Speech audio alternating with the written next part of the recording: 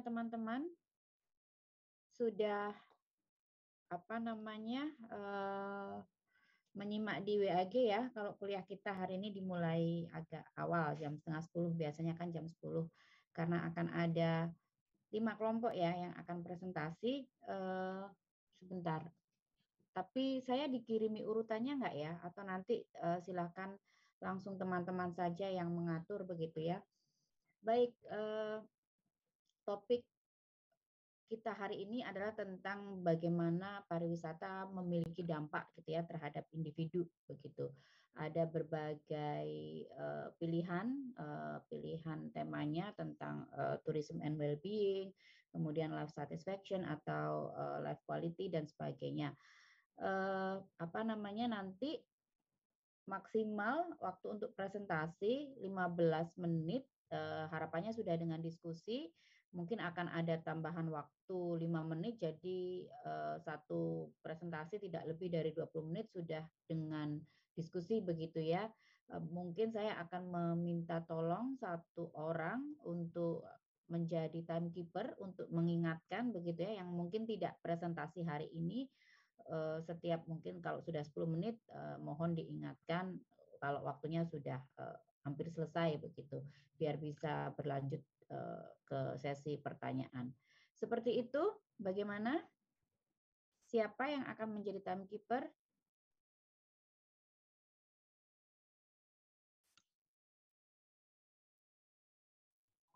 Saya boleh. Iswan tidak presentasi hari ini. Oke, ya. Oke, terima kasih. Nanti urutannya bisa disampaikan ke Iswan atau di chat gitu ya, siapa kelompok mana yang akan duluan gitu ya, nomor 1 sampai nomor 5. Baik, ini akan dimulai dari kelompoknya siapa?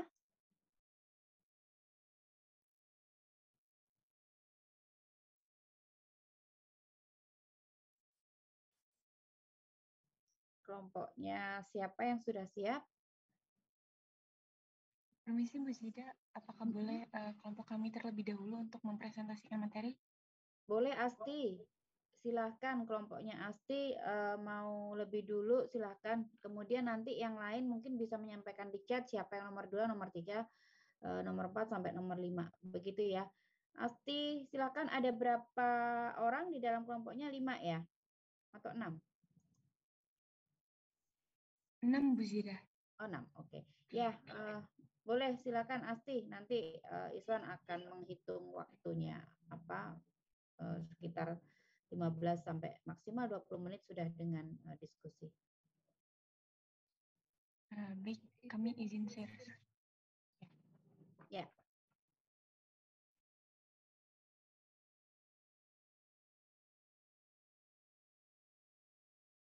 Sebelumnya, apakah layar saya sudah terlihat?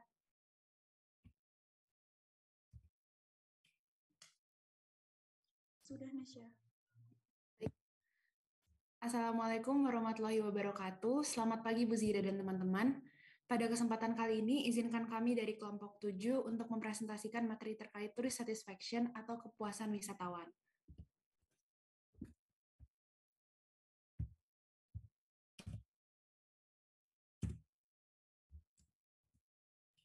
Sebelum masuk ke materi, izinkan saya untuk memperkenalkan anggota kelompok kami.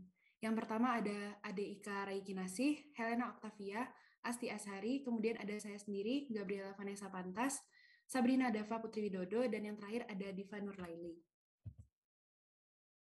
Secara garis besar, kepuasan wisatawan dapat didefinisikan sebagai perasaan senang atau positif yang dirasakan oleh seorang wisatawan yang berasal dari perbandingan antara kesannya terhadap kinerja produk wisata yang real dengan kinerja yang diharapkan. Sebaliknya, ketidakpuasan wisatawan ialah perasaan negatif atau kecewa yang timbul akibat adanya ketidaksesuaian antara kinerja aktual produk wisata dengan kinerja yang diharapkan. Berikut terdapat 5 faktor yang mempengaruhi kepuasan wisatawan. Yang pertama yaitu pelayanan di tempat wisata. Wisatawan akan merasa puas apabila mendapatkan pelayanan yang baik dan sesuai dengan harapannya. Untuk mencapai kepuasan wisatawan, diperlukan pelayanan yang baik dan stabil. Apa yang dimaksud stabil dalam hal ini ialah bahwa kualitas pelayanan tidak berubah ke arah yang lebih buruk seiring dengan berjalannya waktu. Contohnya, Saat pengunjung sepi, seorang tour guide bersikap lebih ramah dan teliti dalam memandu wisatawan. Namun, pada saat musim liburan yang padat akan pengunjung, tour guide tersebut tidak mampu mengontrol emosinya dan memberikan pelayanan yang seadanya. Faktor yang kedua yaitu produk yang dijual di tempat wisata. Semakin baik kualitas produk yang ditawarkan di suatu destinasi, semakin besar kemungkinan seorang wisatawan mengalami kepuasan. Dalam pariwisata, produk yang ditawarkan terbagi menjadi dua, yakni tangible dan intangible. Produk intangible dapat dilihat dalam bentuk pelayanan dan kenyamanan yang ditawarkan oleh suatu destinasi, sementara produk tangible atau berwujud dapat dilihat dari rupa fisik destinasi dan benda-benda material yang dijual. Untuk faktor yang ketiga yaitu situs atau tempat wisata. Semakin menarik suatu destinasi, semakin tinggi pula tingkat kepuasan yang diperoleh oleh seorang wisatawan. Namun hal ini kembali pada preferensi seseorang dalam berwisata.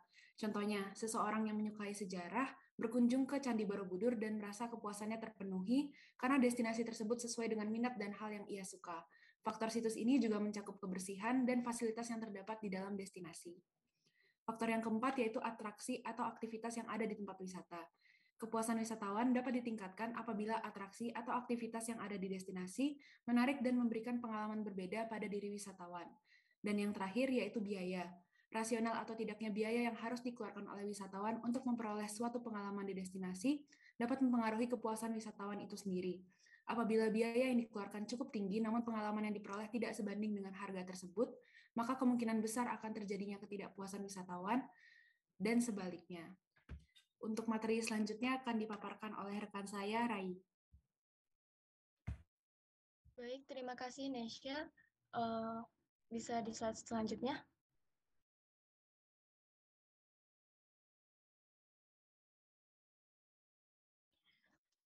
Baik, untuk presentasi kali ini, itu kami akan mengangkat studi kasus tentang Hotel Aston at Kuningan Suites.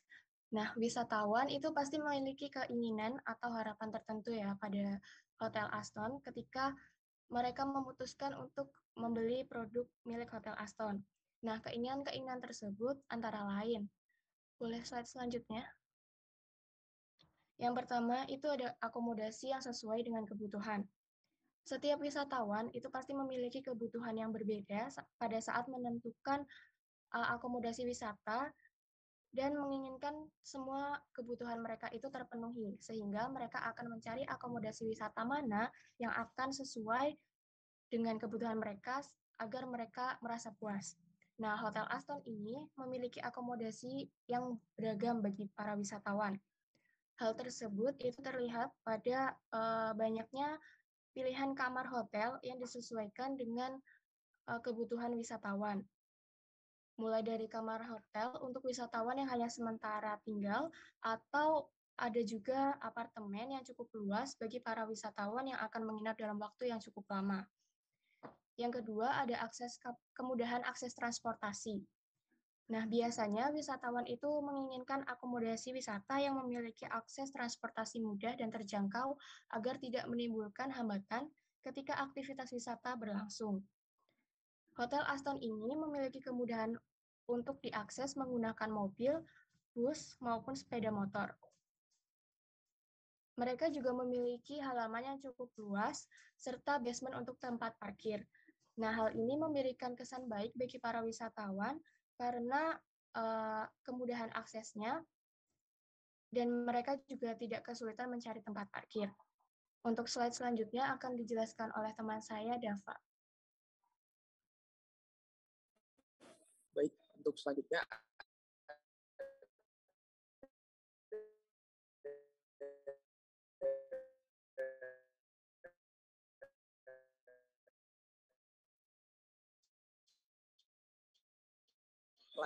pelayanan dan fasilitas. Pelayanan merupakan hal yang sangat ini dapat terlihat bagaimana kualitas luar.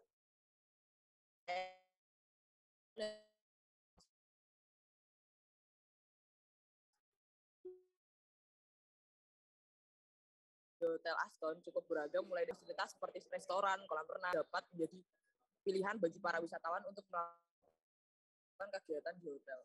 Wisatawan pasti akan memilih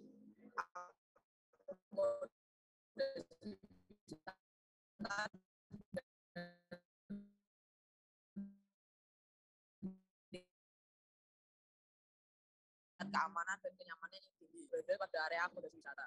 Setiap area kecuali kamar. Jadi wisatawan akan merasa aman setiap hotel dan tetap memiliki tempat private bebas asap rokok dan area-area yang bebas asap rokok. Hal ini membuat wisatawan pasti merasa nyaman saat di Hotel Aston.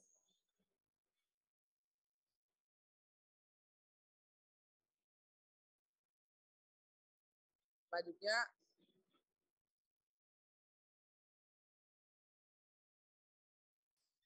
baik, di sini saya akan menjelaskan mengenai 5 dimensi service quality. Berdasarkan literatur yang kami gunakan, terdapat dimensi service quality yang digunakan untuk mengukur kepuasan konsumen di Hotel Aston Kuningan, Jakarta, yaitu ada tangible, empathy, responsiveness, reliability, dan assurance. Next slide. Yang pertama yaitu ada tangible.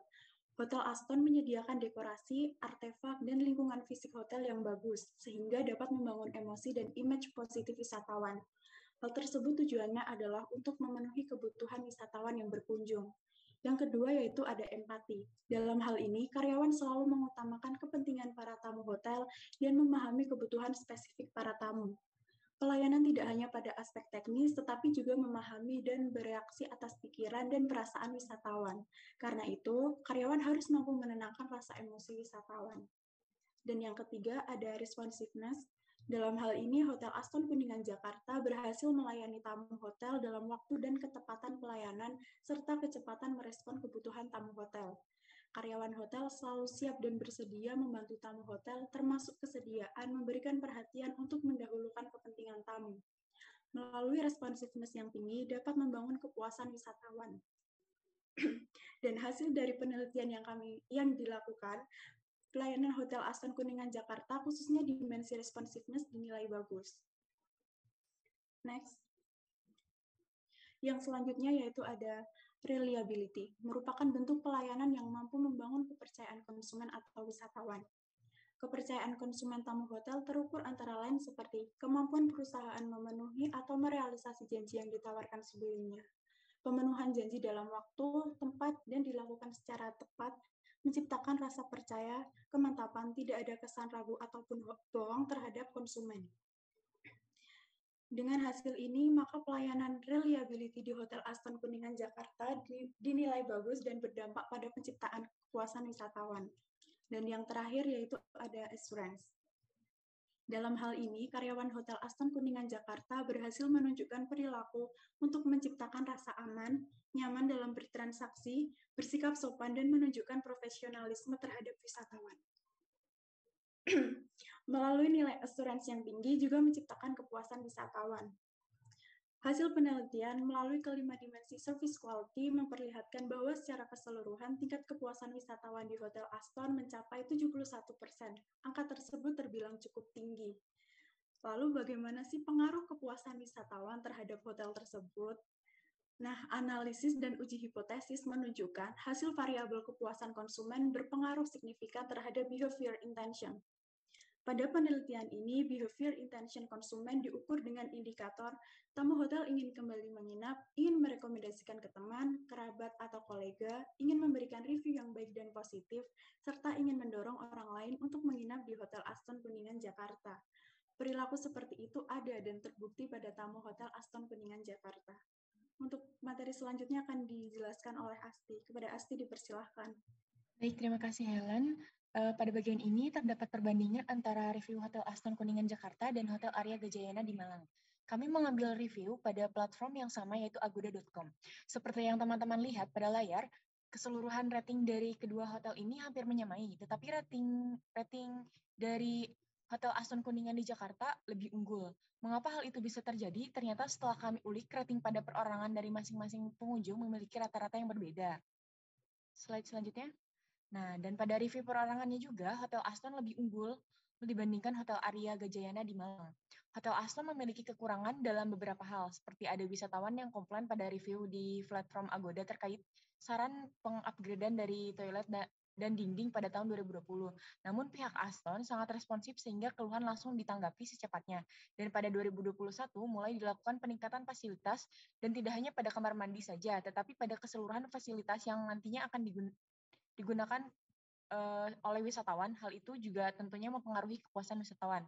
Nah, jika kita melihat pada Hotel Arya Gajayana, mereka memiliki servis yang dominan lebih buruk dari Hotel Aston, sehingga terlihat pada komentar di agoda.com, rata-rata mengungkapkan kekecewaan timbul karena pihak hotel kurang bersih dan kurang responsif melayani keinginan dari wisatawannya. Hal tersebut mengakibatkan rendahnya rasa kepuasan wisatawan dan dapat mempengaruhi citra hotel itu sendiri. Namun kenapa sih hotel ini ratingnya bisa menyamai Hotel Aston? Karena terbantu oleh view yang diberikan dan bangunan yang tak kalah mewah dari Hotel Aston, serta fasilitas yang disuguhkan. Bagian selanjutnya akan dipaparkan oleh Diva. Kepada Diva dipersilahkan. Baik, terima kasih Asti. Kesimpulannya di sini, dari setiap wisatawan pasti ingin memiliki perasaan senang yang berasal dari perbandingan antara kesan terhadap kinerja produk wisata dengan kinerja yang diharapkan. Namun kepuasan wisatawan tersebut memiliki beberapa faktor, seperti bagaimana pelayanan pada tempat wisata, apa saja produk yang dijual pada tempat wisata tersebut, lalu bagaimana kondisi dari tempat wisata, apa saja aktivitas yang ada di sana, serta biaya yang harus dikeluarkan oleh wisata. Berdasarkan yang kami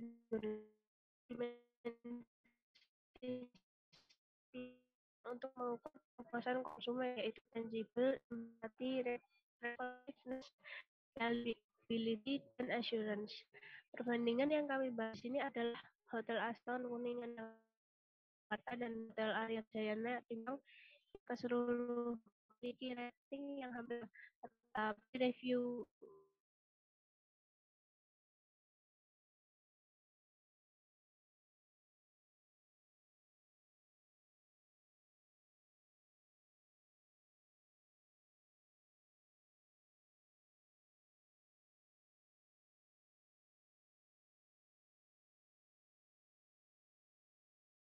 Recording in progress. Rekomendasinya beberapa upaya agar suatu destinasi pariwisata bisa memperoleh kepuasan wisatawan yang baik, antara lain memperbaiki atau meningkatkan akses, infrastruktur, dan fasilitas yang ada pada destinasi wisata. Lalu meningkatkan pelayanan di tempat wisata dan penanganan keluhan wisatawan dengan cara perbaikan kualitas SDM yang dapat dilakukan dengan cara diselenggarakannya pelatihan khusus oleh pihak pengelola pariwisata bagi karyawan atau pekerja di sektor pariwisata. Lalu meningkatkan pemeliharaan dan manajemen wisata serta menetapkan harga yang rasional dan sepadan dengan pengalaman yang akan diperoleh wisatawan. Dengan adanya saran atau rekomendasi tersebut, diharapkan dapat menjadi pertimbangan bagi destinasi wisata ataupun hotel-hotel lainnya untuk dapat meningkatkan kualitasnya dalam menciptakan kepuasan wisatawan. Slide selanjutnya. Berikut referensi yang kami gunakan untuk penyusunan PPT ini. Terima kasih.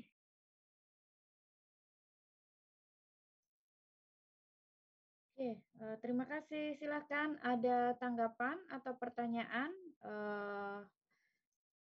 untuk presentasi kelompok ini yang membahas tadi tentang search wall gitu ya, digunakan untuk apa ya, melihat gitu, meneliti begitu ya kepuasan wisatawan atas layanan hotel, lebih spesifik lagi Hotel Aston. Adakah? Jadi hasil dari penelitiannya itu mungkin mengeko ya, artinya mungkin menegaskan kembali hasil-hasil penelitian sebelumnya bahwa ada hubungan yang positif antara kepuasan dengan intensi wisatawan untuk melakukan pembelian. Jadi teman-teman harus membedakan antara yang namanya intensi behavior atau intensi perilaku dengan real behavior gitu ya. Intensi itu lebih dekat ke sikap gitu ya, tapi kalau real behavior artinya bisa saja ada beberapa penelitian yang mencoba mengungkap apakah intensi perilaku itu juga selalu berhubungan positif gitu ya dengan perilaku. Artinya ketika sudah ada niat itu apakah kemudian itu menjamin akan ada atau timbul real behavior-nya begitu ya. Ada beberapa hasil yang berbeda gitu ya. Ada yang iya positif hubungannya bahwa intensif perilaku akan mempengaruhi atau menimbulkan perilaku yang real. Tetapi juga ada penelitian yang menyatakan bahwa tidak selalu, artinya tidak ada hubungan antara intensif perilaku dengan perilaku yang real. Seperti itu. Tapi bahwa prinsip banyak temuan gitu bahwa kepuasan itu sangat mempengaruhi revisit intention gitu ya, perilaku untuk atau sikap lah ya untuk berkunjung kembali seperti itu. Silakan, adakah?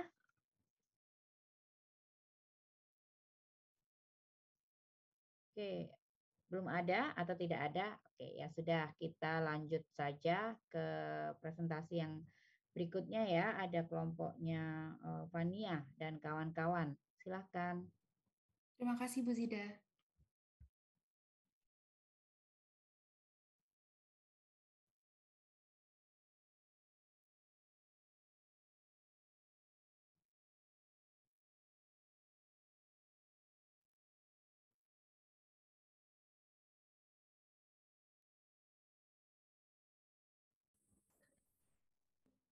Sudah terlihat belum ya teman-teman ini share screen-nya? Sudah, Fungi. Sudah. Terima kasih responnya. Sama sebelumnya, selamat pagi teman-teman semua, Bu Zida. Juga terima kasih kelompok 7 yang sudah presentasikan materinya. Sesuai dengan urutan presentasi yang telah ditentukan tadi, kami dari kelompok 8 yang beranggotakan, boleh next slide, yang beranggotakan ANOR, saya sendiri, Fania, kemudian ada Dina, Nufi, dan Adib, dan juga Putri akan mempresentasikan materi mengenai well-being. Tidak ada yang akan meragukan bahwa kebahagiaan itu penting. Tetapi sejak orang Yunani kuno mulai memikirkan konsep tersebut, hal itu telah menjadi bahan perdebatan terus-menerus. Bagi para filsuf, kehidupan yang baik dan masyarakat yang sejahtera selama berabad-abad telah menjadi objek yang menarik oleh banyak aliran pemikiran dan tradisi ideologis. Singkatnya, pada presentasi kali ini, kami akan membahas seputar well-being in tourism. Apa itu well-being, konsepnya, jenisnya, juga implementasinya langsung dalam suatu kegiatan pariwisata. Langsung saja ke materi yang pertama, yaitu definisi dari well-being. Menurut APA, atau American Psychological Association, well-being adalah keadaan pada individu yang digambarkan dengan adanya rasa bahagia, kepuasan, tingkat stres yang rendah, sehat secara fisik dan mental, serta kualitas hidup yang baik. Apabila diartikan secara harfiah dalam bahasa Indonesia, pengertian dari well-being yaitu kesejahteraan. Konsep kesejahteraan sendiri terdiri dari dua elemen utama. Yang pertama yaitu merasa baik dan berfungsi dengan baik. Dengan kata lain, individu dengan well-being yang tinggi menjaga kesehatan secara fisik dan mental agar mampu menyelesaikan tantangan, mencapai kebahagiaan, dan kepuasan dalam kehidupan. Fox et al. Menambahkan bahwa ketika individu memilih sendiri aktivitas positif yang ingin dilakukannya, ia tidak akan memandang aktivitas tersebut sebagai suatu hal yang merepotkan. Dia akan melakukan aktivitas tersebut dengan senang hati dan dalam jangka waktu yang panjang. Jadi, intinya semakin banyak aktivitas positif yang kita lakukan, maka well-being akan meningkat secara signifikan. Materi selanjutnya akan disampaikan oleh rekan saya. Baik, terima kasih Fania atas penjelasannya. Jadi selanjutnya saya akan menjelaskan tentang konsep well-being. Nah, untuk memahami tentang konsep well-being ini, terdapat 4 pendekatan menurut Melchior and Connor 2016. Nah, yang pertama itu ada hedonic approach, di mana pada konsep ini individu itu fokus untuk mengejar kesenangan dan kebahagiaan yang mereka inginkan. Nah, yang selanjutnya itu ada eudaimonic approach, di mana individu itu hal ini tuh diperoleh dengan mencari identitas diri sejati dan potensi dan makna hidup. Nah, selanjutnya ada quality of life. Nah, pada hal ini tuh lebih luas daripada sebelumnya yaitu hedonic dan eudaimonic, di mana pada konsep ini tuh lebih melibatkan aspek-aspek keberfungsian fisik, psikis, dan sosial. Nah, yang terakhir ada wellness. Nah, wellness ini tuh adalah well-being yang meliputi lifestyle, spiritual, personality yang sehat dan terintegrasi. Nah, materi selanjutnya akan dibawakan oleh teman saya. Terima kasih.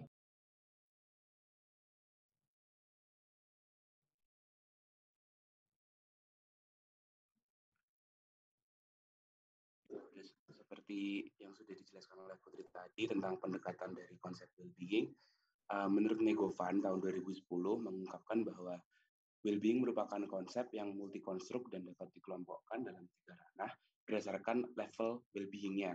Jadi yang pertama ada subjective well-being, kedua psychological well-being, yang ketiga ada social well-being. Yang pertama adalah subjective well-being yang mewakili dari hedonic well-being yang seperti tadi dijelaskan oleh Putri, yang dimana konsep ini merupakan konsep yang terkait pada bagaimana seseorang merasakan dan berpikir tentang kehidupan mereka. Pada subjective well-being ini juga merupakan evaluasi seseorang tentang hidup mereka, termasuk penilaian kognitif terhadap kepuasan hidupnya, serta evaluasi afektif terhadap mood dan emosi-emosi yang dirasakan. Dan subjective well-being ini memiliki 2 dimensi, yang pertama dimensi kognitif dan juga afektif. Yang pertama kognitif yang adalah evaluasi individu terhadap kepuasan hidupnya secara global dan kepuasan hidup dalam domain-domain tertentu seperti kesehatan fisik, kesehatan mental, pekerjaan, rekreasi, hubungan sosial, dan juga keluarga. Dan kemudian ada dimensi afektif yaitu evaluasi individu terhadap perasaan-perasaan positif dan perasaan negatif. Kemudian ada psychological well-being yang mewakili dari eudaimonic well-being yang sudah dijelaskan Putri, yang merupakan pemaknaan dan realisasi diri dan mendefinisikan well-being sebagai degree to which a person is fully functioning. Dan di mana psychological well-being itu merupakan konsep yang memandang bahwa kebahagiaan tidak hanya sekedar memiliki penyakit psikologis, namun suatu kondisi positif yang membuat seseorang mampu memberdayakan potensi-potensi yang dimilikinya. Dimensi psychological well-being ada beberapa, yaitu yang pertama self-acceptance, yaitu penerimaan terhadap diri sendiri. Kemudian ada positive relation with others, yaitu hubungan yang hangat dan percaya dengan orang lain. Kemudian ada autonomi, tentang independensi atau mengatur diri sendiri. Kemudian ada environmental mastery, yaitu memanipulasi lingkungan agar sesuai dengan situasi psikis. Kemudian ada purpose in life, yang yaitu mempunyai tujuan dan arah dalam hidup. Yang terakhir ada personal growth, yaitu mengembangkan diri sendiri. Yang ketiga ada social well-being yang merupakan penilaian positif dan negatif yang signifikan terhadap perilaku individu dalam hubungannya dengan orang lain yang mengarah pada efektivitas individu tersebut dalam masyarakat.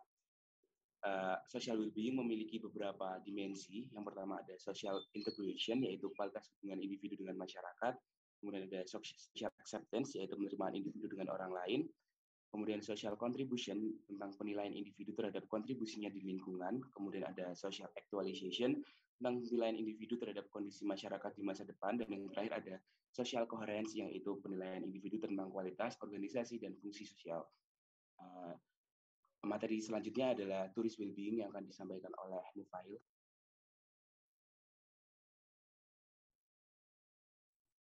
Oke, setelah tadi udah dijelasin tentang apa itu well-being, sekarang kita bakal masuk pembahasan selanjutnya, yaitu tentang tourist well-being atau kesejahteraan wisatawan. Konsep dari tourist well-being itu sendiri, menurut Krapoliti dan Scam pada tahun 2005, konsep dari tourist well-being itu sendiri berarti ketika wisatawan mendapatkan atau dapat merasakan ketenangan, relaksasi, kesejahteraan baik secara fisik maupun mental ketika wisatawan melakukan kegiatan wisata. Slide selanjutnya.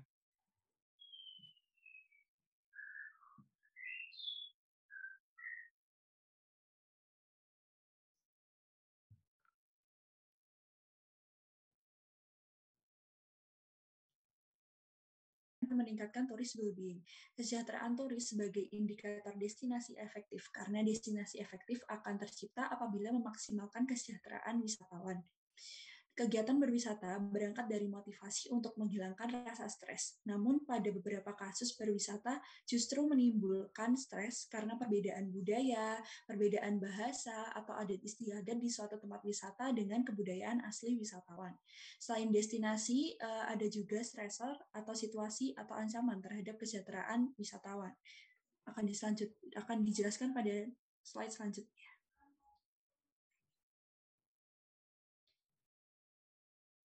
Baik, Stresor atau lebih familiar dikenal sebagai penyebab stres. Stres adalah respons secara emosional yang dapat memicu rasa cemas dan meningkatkan kewaspadaan. Menurut Gray, tahun 1987 mengusulkan kategorisasi 4 komponen stres yang berlaku untuk rekreasi dan pariwisata.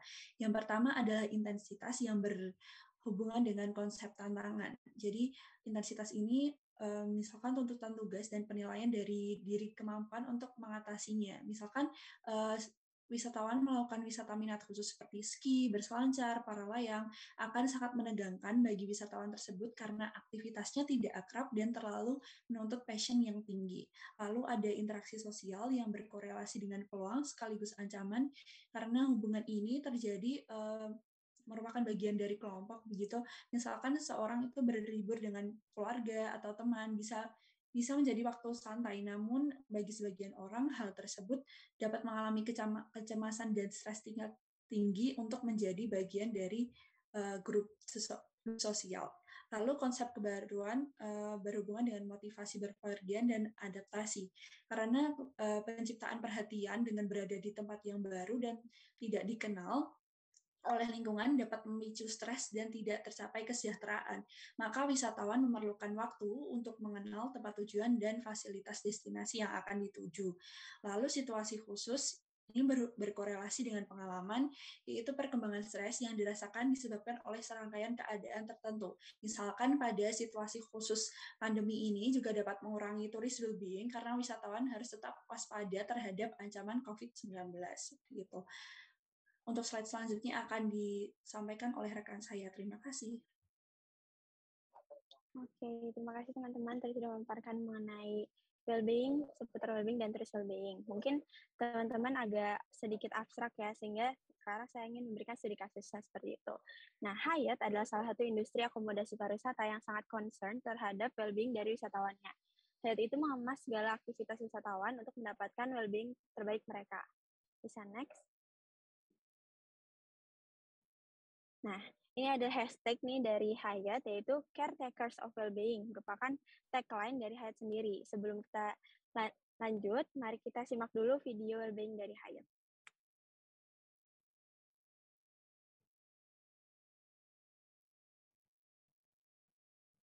At Hyatt, we believe that wellness is a road and well-being is the destination. This road is filled by personal routines and rituals that contribute to our overall well-being and happiness on any given day. Yet this road is not a straight line. How you eat, sleep, stay active, manage stress, handle your emotions, and connect to people you care about help to pave this road, and we believe that travel should not get in the way of that. At the same time, life happens. There are detours along the way. Things that are both within and outside of our control that take us off this road. So sure, well-being may be the destination, but with all these detours, we know it can be hard to find on a map. We empathize. And while we may not be able to control all that you encounter on the road to well-being, we are here to partner with you and help you on your way. At Hyatt, we see ourselves as caretakers of your well-being, here to help you find that destination and help you to stay for as long as possible. Oke, itu adalah video yang kita ambil dari website Wellbeing Hyatt sendiri. Nah, dalam video tersebut kan dipaparkan bahwa menurut Hyatt, wellness adalah jalan dan wellbeing adalah tujuan. Disebutkan kayak destination gitu kan ya teman-teman. Nah, dengan itu Hyatt memberikan segala fasilitas dan pelayanan yang menunjang well-being dari pengunjungnya. Sebagai industri akomodasi, menurut Hyatt, mereka percaya bahwa perjalanan itu tidak ada yang lurus gitu ya. Tadi kan dipaparkan bahwa jalannya lurus gitu. Namun ternyata banyak hal yang akan terjadi di luar kendali kita yang menyebabkan jalan jadi berliku. Nah, makanya Hyatt ingin membantu wisatawan untuk menemukan kembali jalannya. Sehingga Hyatt akan menjaga well-being customer-nya dengan memberikan pelayanan dan fasilitas yang prima untuk membantu customer menemukan tujuan akhir mereka, yaitu tourist well-being. Oke, bisa next.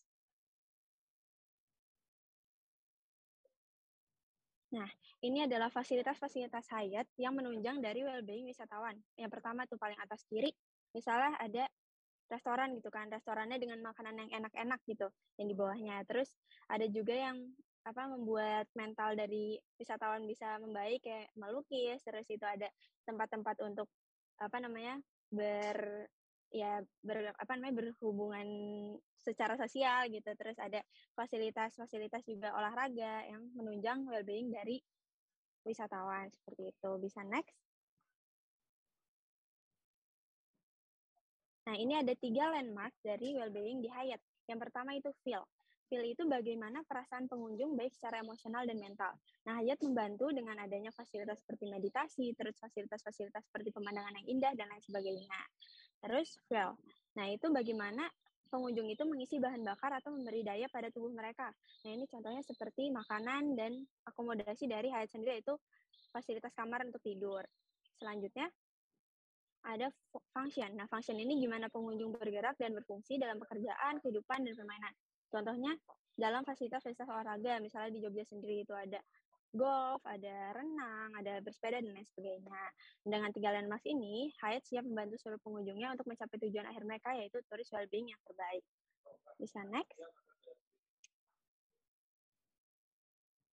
Nah, kesimpulan dan saran yang kami susun yaitu di mana setiap industri pariwisata harus dapat memanfaatkan segala resource-nya dengan efektif dan efisien, karena seperti kita ketahui, destinasi itu memberi influence pada tourist well-being. Nah, industri pariwisata juga dapat membantu wisatawan untuk mendapatkan well-being terbaik mereka dengan meminimalisir stres yang dari stresor yang tadi disebutkan dengan fasilitas-fasilitas pendukung untuk membantu menemukan well-being terbaik mereka. Nah, mungkin setiap destinasi bisa mengadaptasi konsep dari Hyatt tersendiri, yaitu dengan 3 landmark tersebut yang bisa membantu untuk menemukan tujuan akhir, yaitu tourist well-being terbaik. Oke. Ya, thank you. Mohon maaf jika ada kekurangan dan kesalahan. Apakah ada yang ingin ditanyakan? Rizwan, silakan. Oke, sebelumnya terima kasih kepada kelompok 8 dan Bu Sida atas kesempatan yang diberikan. Di sini saya izin bertanya mengenai poin yang disampaikan tadi tentang bahwa kadangkala wisatawan itu bisa saja mengalami stres akibat adanya perbedaan sosial budaya yang signifikan dari destinasi ataupun tempat wisata yang akan mereka datangi. Nah, mungkin pertanyaan saya di sini tuh, jadi apakah dari sisi hostnya yang harus menyesuaikan dengan wisatawan, ataukah dari wisatawannya itu yang harus mengalah gitu, menurunkan ego mereka untuk bisa menyesuaikan diri, ataukah bagaimana hal yang bagus dilakukan untuk bisa mencapai tourist well-being itu? Terima kasih.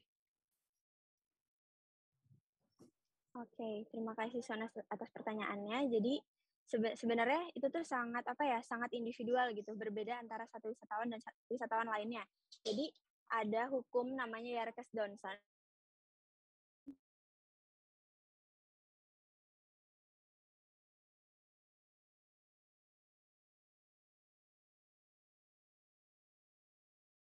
Sama bukan gitu wisatawan. Tadi seperti yang dijelaskan Dina tentang konsep tantangan, itu tuh berbeda-beda. Jadi ada wisatawan yang mungkin suka bersosialisasi, jadi mudah menerima, mudah mengadaptasi, dan ada juga wisatawan yang sulit untuk beradaptasi dengan budaya baru gitu. Dan itu sebenarnya tidak masalah. Yang penting ya si destinasinya juga menunjang dengan fasilitas-fasilitas tambahan untuk kenyamanan wisatawan, dan juga wisatawannya juga harus bisa mungkin berusaha untuk beradaptasi dengan budaya yang berbeda, karena seperti kita ketahui juga sebenarnya kalau misalnya host yang harus mengubah budaya juga nggak bisa, karena seperti kita ketahui ada pepatah yang dimana bumi dipijak di situ langit dijunjung gitu kan. Jadi makanya ada segmentasi mungkin terhadap wisatawan-wisatawan yang tidak suka bersosialisasi, mungkin tidak akan datang ke tempat destinasi yang isinya mungkin hal-hal yang perlu dengan adaptasi tinggi seperti itu kurang lebih. Apakah bisa dipahami? Oke, bisa Nur. Terima kasih atas jawabannya. Silakan, masih ada satu kesempatan lagi, waktunya masih ada yang mau menanggapi atau bertanya.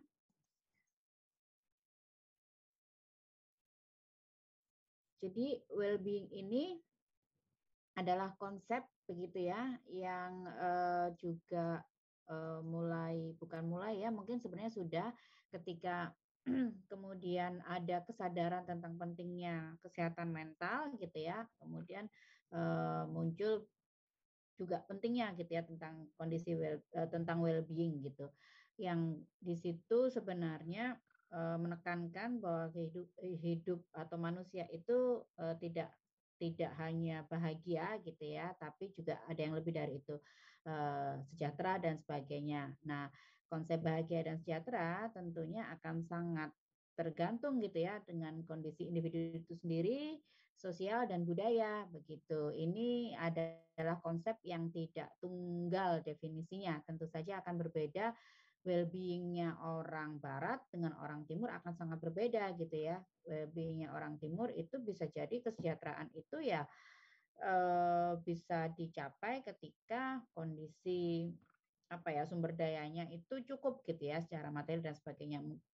Itu konsep, artinya itu konsep yang dibawa orang barat gitu ya, bahwa sejahtera itu ya kamu punya cukup dan sebagainya. Nah, mungkin itu akan sangat berbeda dengan konsep well-being-nya orang timur yang mungkin lebih spiritualis, yang lebih kehidupan sosial kemasyarakatan lebih komunal dan sebagainya. Itu akan sangat berbeda.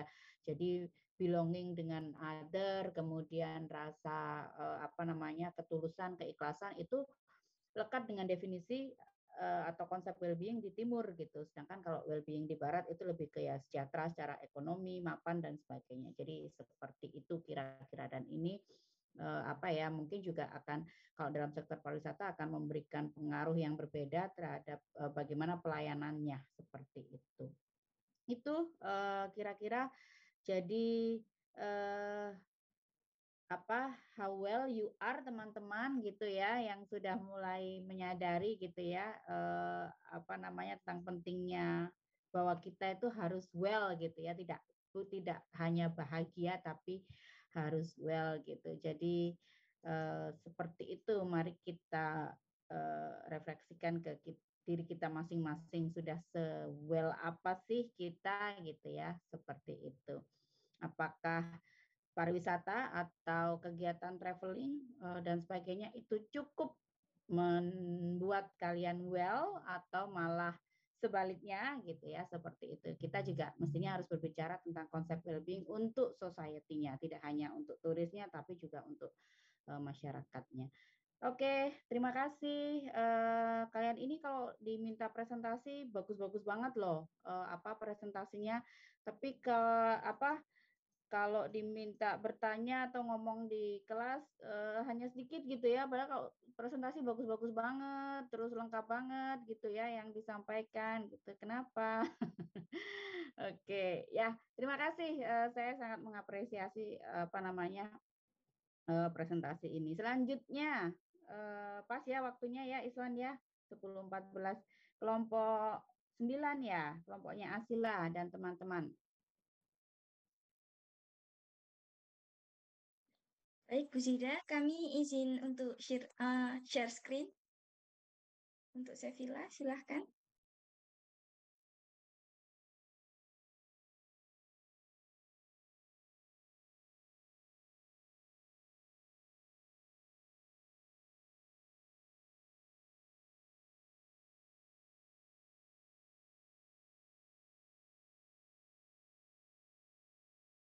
Terima kasih atas kesempatannya. Baik, kelompok 9 akan mempresentasikan mengenai tourist related to stress atau tourist emotions. Anggota dari kelompok 9 sendiri ada yang pertama Rizka Nur Hamidah, Sekar Kirana Setiawan, Ismail Misbahul Khairi, Asyila Dian Elisalis, Koriatul Koromah, dan saya sendiri, Sefirani Syadewanti. Apa itu tourist related to stress atau tourist emotions? Dalam aktivitas pariwisata, tentu terdapat dampak positif dan negatif di dalamnya. Misalnya, terlalu banyak wisatawan yang datang dalam waktu bersamaan yang dapat menciptakan tekanan yang tidak diinginkan pada infrastruktur dan iklim sosiokultural destinasi. Di sisi lainnya, distribusi pendapatan pariwisata dapat dianggap tidak setara oleh pengelola asing dan lokal dalam bisnis pariwisata. Persepsi terhadap dampak buruk tersebut dapat mengakibatkan timbulnya sikap negatif penduduk lokal terhadap pariwisata dan perkembangannya. Sikap negatif ini adalah dampak psikologis dari aktivitas pariwisata yang dirasakan penduduk setempat maupun wisatawan itu sendiri. Salah satu bentuk dari dampak psikologis tersebut adalah stres. Materi selanjutnya akan disampaikan oleh rekan saya, Sekar. Baik, yang selanjutnya yaitu penyebab stres. Boleh dilanjut. Stres itu timbul karena adanya perspektif negatif yang disebabkan oleh ketidaksesuaian antara ekspektasi dengan realita, serta rasa tidak nyaman akan perubahan yang ada. Apabila perasaan negatif tidak ditangani dengan baik, maka akan menyebabkan stres, kecemasan, bahkan depresi parah. Selanjutnya, penyebab stres dapat kita lihat berdasarkan dua perspektif. Yang pertama yaitu perspektif wisatawan. Dari perspektif wisatawan, kita melihat yang pertama yaitu perspektif sosialnya. Perspektif sosial, dengan adanya kedatangan wisatawan dalam jumlah besar, telah menyebabkan banyak tekanan pada infrastruktur umum tujuan sehingga adanya ketidaksesuaian antara aktivitas pariwisata di destinasi wisata. Contohnya kemacetan lalu lintas, penundaan waktu transportasi, bahkan konflik dengan agensi perjalanan. Yang selanjutnya yaitu perspektif lingkungan. Padatnya tempat wisata dapat menimbulkan kemacetan, kebisingan, dan kepadatan penduduk yang menyebabkan tingginya polusi. Hal ini dapat memicu perasaan cemas. Perasaan cemas timbul karena adanya rasa tidak aman akan kesehatan wisatawan maupun barang bawaan wisatawan. Yang selanjutnya yaitu berdasarkan warga lokal. Yang pertama, perspektif sosial.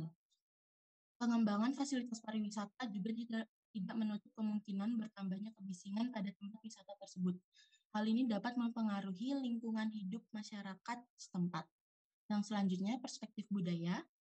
Bagi wisatawan asing yang tidak memahami atau mematuhi budaya serta tradisi pada tempat wisata tersebut, dapat memicu masalah yang tidak diinginkan penduduk setempat. Misalnya, penggunaan fasilitas yang tidak sopan, duduk di area suci atau terlarang, bahkan menyentuh benda dan produk yang tidak diizinkan. Dan yang terakhir yaitu perspektif lingkungan. Padatnya lingkungan akibat wisatawan dapat mengganggu kegiatan sehari-hari masyarakat sekitar. Contohnya, tidak dapat menggunakan transportasi umum seperti biasanya dikarenakan padatnya pengunjung. Baik, yang selanjutnya akan disampaikan oleh teman saya. Baik, di sini saya akan menyampaikan mengenai dampak dari stres itu sendiri. Slide selanjutnya. Pariwisata membawa dampak negatif bagi individu, khususnya pada warga lokal. Penduduk lokal pada suatu destinasi wisata bisa saja mengalami perasaan negatif, mulai dari yang ringan seperti nostalgia dan kesedihan, hingga yang lebih parah seperti marah dan frustrasi. Dengan demikian, perasaan negatif yang dialami masyarakat akibat adanya pariwisata ini sangat beragam. Dampak negatif yang dapat terjadi akibat pariwisata tersebut diantaranya seperti yang sudah disebutkan tadi, yaitu perasaan stres, cemas, dan resah. Namun jika penyebab dari perasaan negatif ini tidak ditangani dengan benar, hal tersebut akan membuat dampak gejala yang dan akan mempengaruhi kesejahteraan masyarakat itu sendiri.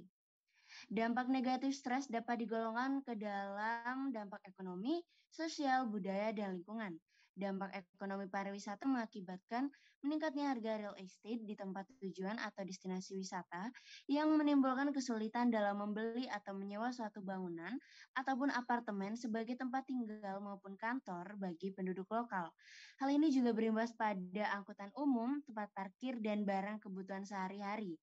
Contohnya yaitu seperti yang terjadi di Venesia, Italia, yang mana bangunan real estate di sana sebagian besar telah berubah menjadi tempat penginapan bagi turis, sehingga penduduk lokal kesulitan mencari tempat tinggal tetap karena pemilik bangunan enggan menjualnya, sehingga para penduduk Venesia merasa cemas dan khawatir memikirkan di mana keluarga mereka akan tinggal. Distribusi pendapatan yang tidak adil dari pariwisata juga merupakan salah satu penyebab lain dari perasaan negatif ini, sehingga berdampak pada terjadinya perasaan iri terhadap orang lain dengan pendapatan lebih. Untuk yang selanjutnya akan ditambahkan oleh Ismail. Baik, selanjutnya dari segi sosial sendiri, kunjungan wisatawan dalam jumlah yang besar mengakibatkan banyak tekanan pada infrastruktur umum destinasi.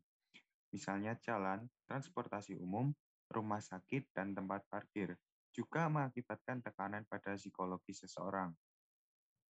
Sebagai contohnya, seorang blogger dari Nagoya mengatakan bahwa mereka pernah melihat bus besar yang parkir di depan departemen store yang mengakibatkan kemacetan dan kecelakaan.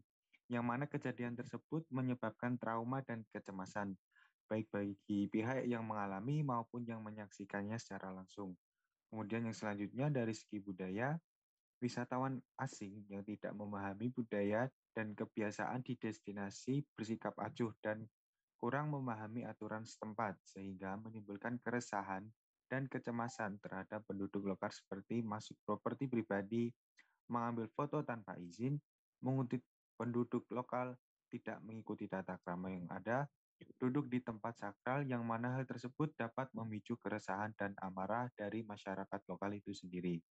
Kemudian yang terakhir dari segi lingkungan, wisatawan menimbulkan pencemaran udara, air, dan limbah. Selain itu, sampah juga menjadi isu yang sudah umum terjadi karena aktivitas pariwisata. Sebagai contohnya, di Venesia, Italia, kedatangan turis lokal dan asing mencemari lingkungan, terlebih dengan kedatangan kapal pesiar yang membawa limbah sisa pembakaran yang mengakibatkan udara dan air menjadi tercemar. Dari berbagai aspek tersebut, pariwisata akan mengakibatkan stres dan terganggunya kenyamanan bagi kedua belah pihak, baik tuan rumah maupun wisatawan itu sendiri. Selanjutnya akan dijelaskan oleh Mbak Riz. Ya, baik. Selanjutnya terdapat strategi coping. Nah, menurut Nagase dan kawan-kawan, mereka melaporkan terdapat 3 jenis strategi yang terdiri dari avoidance, lalu problem focus, dan emotion focus. Adapun menurut Kato, terdapat 3 strategi yang terdiri dari distancing, recessing, dan constructive. Nah, menurut Otska, mereka membuat list yang terdiri dari strategi-strategi lain, termasuk menyerah pada pemecahan masalah, menanggung masalah dengan sabar, merokok, minum alkohol, berolahraga, menikmati hobi, dan berbagi kekhawatiran. Beberapa strategi untuk mengatasi perasaan negatif yang disebabkan oleh dampak eksternal pariwisata, antara lain, yang pertama, banyak penduduk setempat yang memilih untuk membiasakan diri dan menghadapi situasi tersebut. Semisal, orang Jepang yang sangat sabar dalam hal seperti ini. Jadi tidak ada kasus yang kayak respon buruk dan lain sebagainya. Terus yang kedua, mereka mungkin memilih untuk menyuarakan keprihatinan mereka atau speak up, seperti melaporkan masalah mereka kepada administrator, berkonsultasi dengan polisi, atau menulis komentar di blog, Twitter, atau YouTube.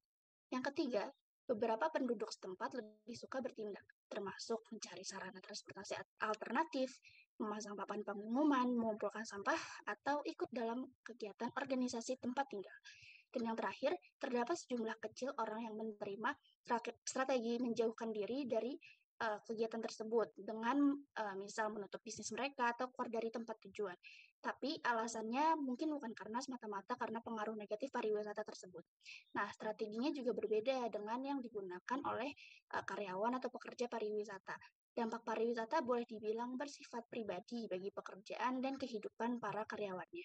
Sedangkan pengaruhnya bersifat pribadi juga sosial bagi penduduk setempat. Nah, dampak-dampak tersebut tuh bervariasi.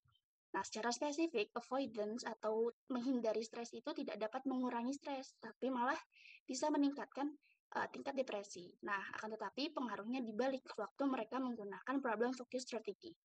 Namun hal itu tidak akan berlangsung lama karena faktor-faktor penyebab perasaan negatif, dampak buruk pariwisata tidak ditangani dengan sepatutnya.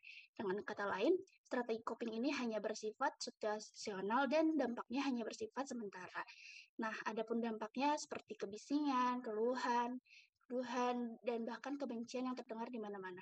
Sebelum strategi yang tepat dimulai dan dilaksanakan, penduduk di tempat tujuan pariwisata harus tetap hidup dengan perasaan negatif yang disebabkan oleh dampak buruk pariwisata. Selanjutnya, kesimpulan akan dibacakan oleh teman saya, yaitu Ashila. Baik, terima kasih atas kesempatannya. Kesimpulan dari materi kami adalah sebagai sebuah sektor yang seringkali secara drastis dapat meningkatkan anggaran sebuah daerah, pengelolaan pariwisata seringkali hanya berfokus kepada wisatawan dan kurang memperhatikan host community yang tinggal di tempat tersebut. Adanya permasalahan tersebut bisa menjadi sebuah isu sosial yang serius, terutama peningkatan stres terhadap host community apabila pengelolaan destinasi dilakukan dengan kurang baik.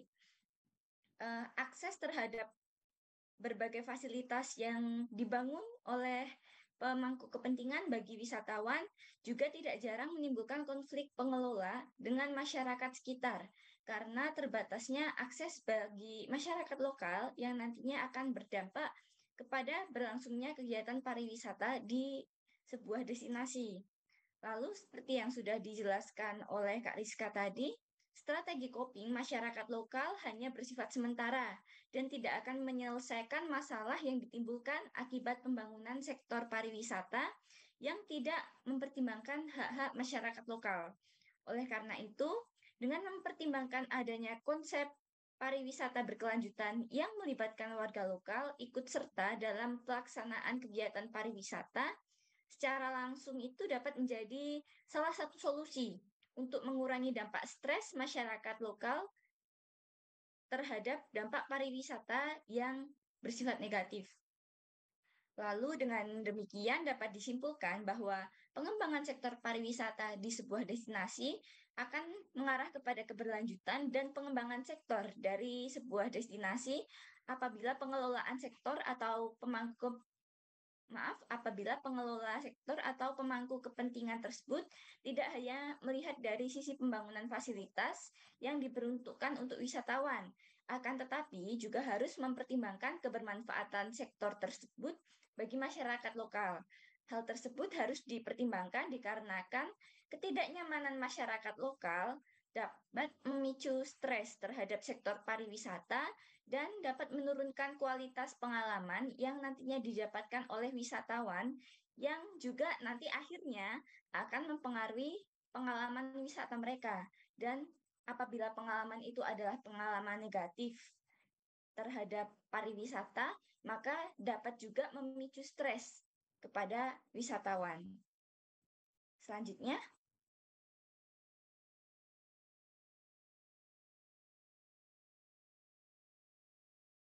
maaf Sevilla, selanjutnya.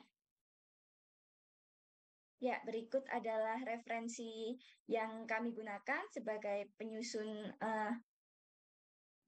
presentasi kali ini. Selanjutnya. Baik, demikian apa yang dapat kami sampaikan. Apakah ada yang ingin bertanya atau menanggapi atau mungkin menambahkan materi kami? Baik, untuk Heri Suang, silahkan.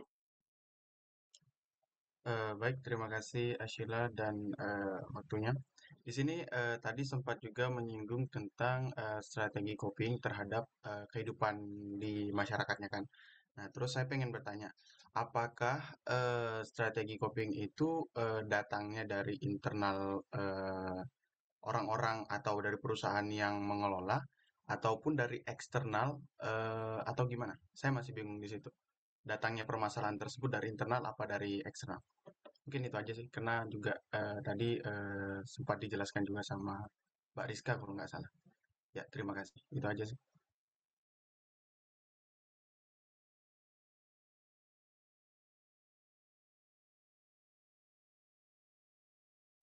Baik, untuk menjawab pertanyaannya, apakah Mbak Rizka ingin menjawab pertanyaannya dahulu yang paling menguasai materi tentang strategi coping ini? Oke, saya izin menjawab untuk pertanyaan Heri Suang tadi. Nah, kalau strategi coping ini sendiri sebenarnya semuanya berasal dari diri sendiri karena kan yang menghadapi masalah itu ya individu atau kelompok yang mengalami dampak tersebut. Jadi itu semua datangnya dari diri sendiri seperti itu. Terima kasih.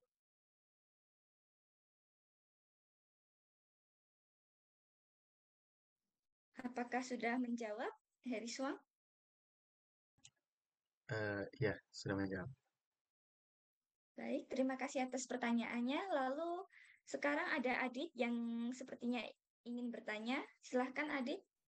Baik, terima kasih kesempatannya Sheila. Jadi terkait materi presentasi yang kelompok Sheila angkat kan terkait tourism emotion atau tourist related to stress. Nah, di strategi yang kalian ambil yaitu strategi coping diperuntukkan untuk host ataupun masyarakat setempat dan juga para pekerja wisatawan. Bagaimana apakah strategi coping ini dapat diperuntukkan untuk wisatawan itu sendiri dan apabila bisa bagaimana mekanisme terkait strategi coping yang baik untuk mengurangi stres dari terkait emosi dari wisatawan itu sendiri. Terima kasih, Sila.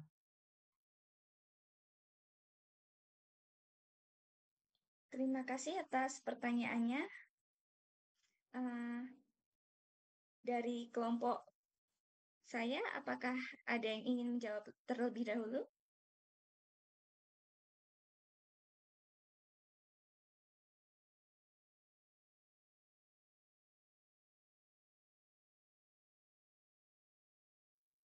Kalau begitu, saya akan mencoba menjawab pertanyaannya Adit. Mohon maaf Adit, karena tadi di tempat saya suara Adit terlalu kecil. Apakah bisa diulangi sedikit poin utama dari pertanyaannya? Baik, terima kasih. Mungkin saya ulangi terkait strategi yang disampaikan kelompok Ashila tadi, kan ada strategi yang diperuntukkan untuk masyarakat setempat dan pekerja pariwisata. Nah, dapatkah strategi tersebut diperuntukkan untuk wisatawan terkait pengelolaan emosi wisatawan tersebut? Baik, terima kasih. Untuk penerapan strategi coping sendiri sebenarnya itu bisa diterapkan kepada siapa saja. Tidak hanya di konteks pariwisata, tetapi juga di konteks hal-hal lain. Tapi karena kita berbicara tentang pariwisata ya, jadi jawaban saya adalah ya, strategi coping yang diterapkan oleh penduduk itu bisa diterapkan juga kepada wisatawan. Misalnya, penduduk yang kurang ramah terhadap wisatawan itu nanti wisatawan kan otomatis akan merasa seperti loh kok saya tidak diterima begitu kan. Nah, tapi untuk mengatasi hal itu wisatawan juga bisa melakukan strategi coping. Lalu strategi itu bagaimana cara mengatakannya ya? Kan intinya mengatur emosi dan pikiran sehingga tidak mengalami gangguan psikologis yang lebih parah.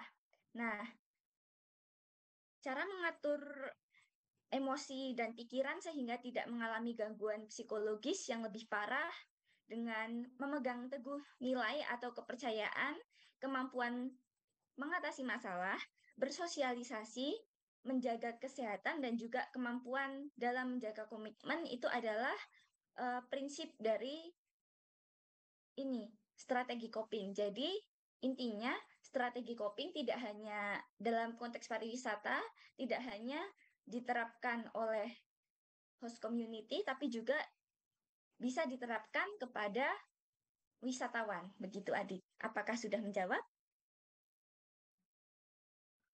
Terima kasih Sila. Baik, terima kasih juga atas pertanyaannya. Terima kasih pertanyaannya gitu ya. Sebenarnya Iswan mungkin saya minta sedikit waktu ya 2-3 menit nanti saya diingatkan. Sebenarnya pertanyaannya Heriswang dan Adit agak-agak mirip gitu ya tentang strategi coping. Nah, strategi coping itu sifatnya tadi apa mungkin Heriswang individu atau eksternal gitu ya.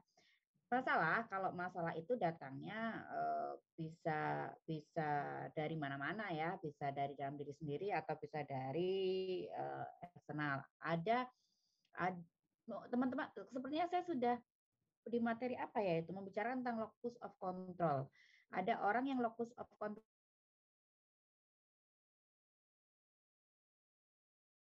kontrolnya eksternal, ada orang yang locus of kontrolnya internal. Semua hal yang terjadi pada dirinya itu akibat pengaruh eksternal atau akibat dari orang lain lah ya, kondisi eksternal dirinya. Nah, orang yang punya locus of control internal itu memandang segala sesuatu yang terjadi pada dirinya ya akibat dari ya dirinya sendiri seperti itu. Nah, kemudian berbicara tentang strategi coping tadi pertanyaannya Heriswang strategi coping itu bagaimana cara gitu ya individu untuk mengatasi atau bersikap terhadap permasalahan-permasalahannya. Namun strategi coping ini memang sangat dipengaruhi oleh berbagai hal gitu ya, yang bisa jadi sifatnya eksternal ataupun internal. Entah kalau internal individu ya pengalaman masa lalu misalkan, pola pengasuhan gitu kan, kemudian usia, gender dan sebagainya gitu kan. Eksternal yang mempengaruhi tentu saja nilai-nilai dalam masyarakat misalkan, budaya yang apa ya mempengaruhi dan sebagainya. Nah, kalau yang tadi dipresentasikan oleh kelompok ini kan sebenarnya penekanannya pada bahwa sebenarnya stres itu di dalam konteks pariwisata itu bisa dialami oleh baik turis maupun host community, dan keduanya sebenarnya saling mempengaruhi gitu ya. Ketika si host community-nya stres, dia tidak bisa memberikan pelayanan yang bagus gitu ya kepada wisatawan, misalkan terjadi penolakan dan sebagainya. Ketika turisnya stres, itu juga akan berdampak pada destinasi itu sendiri gitu ya. Mungkin ketika muncul komplain dan sebagainya, mungkin kita perlu untuk identifikasi ya jenis-jenis stres. Kalau untuk turis apa sih mungkin yang berhubungan dengan misalkan ya di bandara mungkin ya sudah ketika orang mau berwisata dan sebagainya kemudian mengalami permasalahan dalam tiba-tiba mungkin enggak apalah ya ada random check dan sebagainya gitu ya, tidak bisa masuk ke negara tujuan wisatanya dengan bebas, ternyata ada suspicious dan sebagainya, itu kan sudah menimbulkan stres. Atau layanan atau pesawat yang delay dan sebagainya, dan itu kan stres ya, stresor gitu ya untuk wisatawan. Kemudian mungkin ketika sudah ada dalam perjalanan wisata gitu ya, keterlambatan waktu nih gitu ya, pelayanan yang tidak profesional nih gitu dari tour operatornya, misalkan janjiannya misalkan jam 8 tapi ternyata misalkan sampai jam 10 bus yang mengantarkan itu tidak datang atau belum datang. Nah, itu kan stresor kondisi-kondisi atau stresor yang membuat turis itu kalau dari wisatawan ya itu merasa kecewa, merasa stres, artinya mempunyai emosi-emosi negatif gitu ya. Nah, strategi copingnya ya kalau seperti itu bisa individu gitu ya, dalam level individunya seperti apa, kan banyak ya kita mendengar cerita-cerita gitu ya.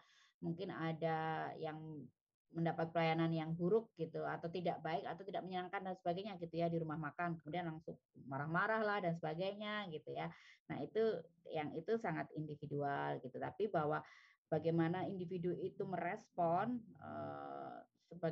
berbagai permasalahan dalam dirinya itu juga sangat dipengaruhi oleh berbagai hal yang tidak hanya individu itu sendiri.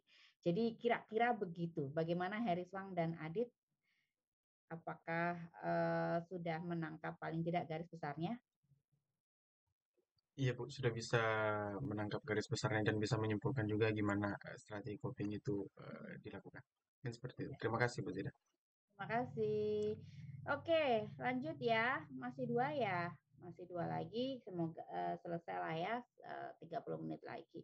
Silakan. Kelompok selanjutnya ada kelompoknya kelompok 10 ya. Kelompok 10 kelompoknya siapa nih? Oke, silakan dimulai.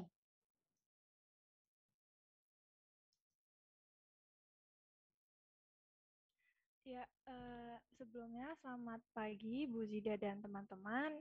Kami hari ini dari kelompok 6 akan mempresentasikan tentang Memorable Tourist Experience. Sebelumnya perkenalkan dulu anggota kelompok kami. Maaf, suara saya terdengar nggak ya? Oh, oke. Ya, yang pertama itu ada Lisa Dwi Mukti, terus ada saya Georgina Leticia, ada Atifa Ridza, Adinda Mutiara, dan ada Siti Niro Resmi. Ya, selanjutnya. Pariwisata menurut UNWTO merupakan suatu kegiatan individu maupun kelompok yang berpergian serta menempati tempat tinggal di luar lingkungan tempat tinggal. Dalam berpergian inilah, individu akan mendapatkan banyak hal-hal serta pengalaman baru. Menurut Newman, experience atau pengalaman baru dapat muncul akibat dari suatu kejadian tertentu yang belum pernah dirasakan wisatawan dan dapat terjadi dengan ditandai oleh munculnya memori akan daya tarik serta pesan tersendiri saat mengingat kejadian tersebut. Hal ini dapat disebut pula sebagai Memorable Tourist Experience atau MTE. MTE juga dapat diartikan sebagai pengalaman berwisata yang masih terus teringat, walau peristiwa maupun kegiatan wisata tersebut sudah lama terjadi. Selanjutnya.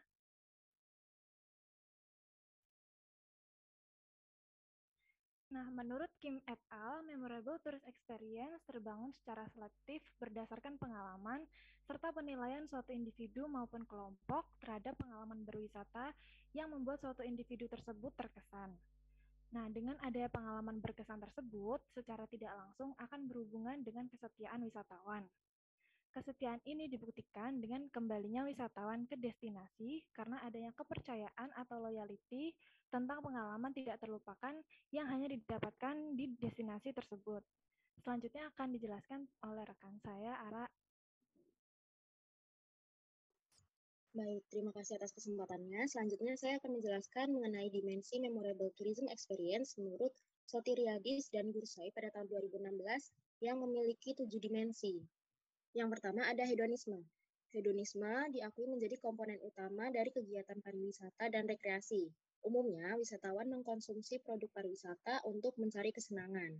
Emosi menjadi salah satu aspek signifikan dari pengalaman pariwisata, yang mana memunculkan gagasan bahwa tujuan utama mengkonsumsi produk pariwisata adalah untuk mengejar pengalaman hedonis atau menyenangkan.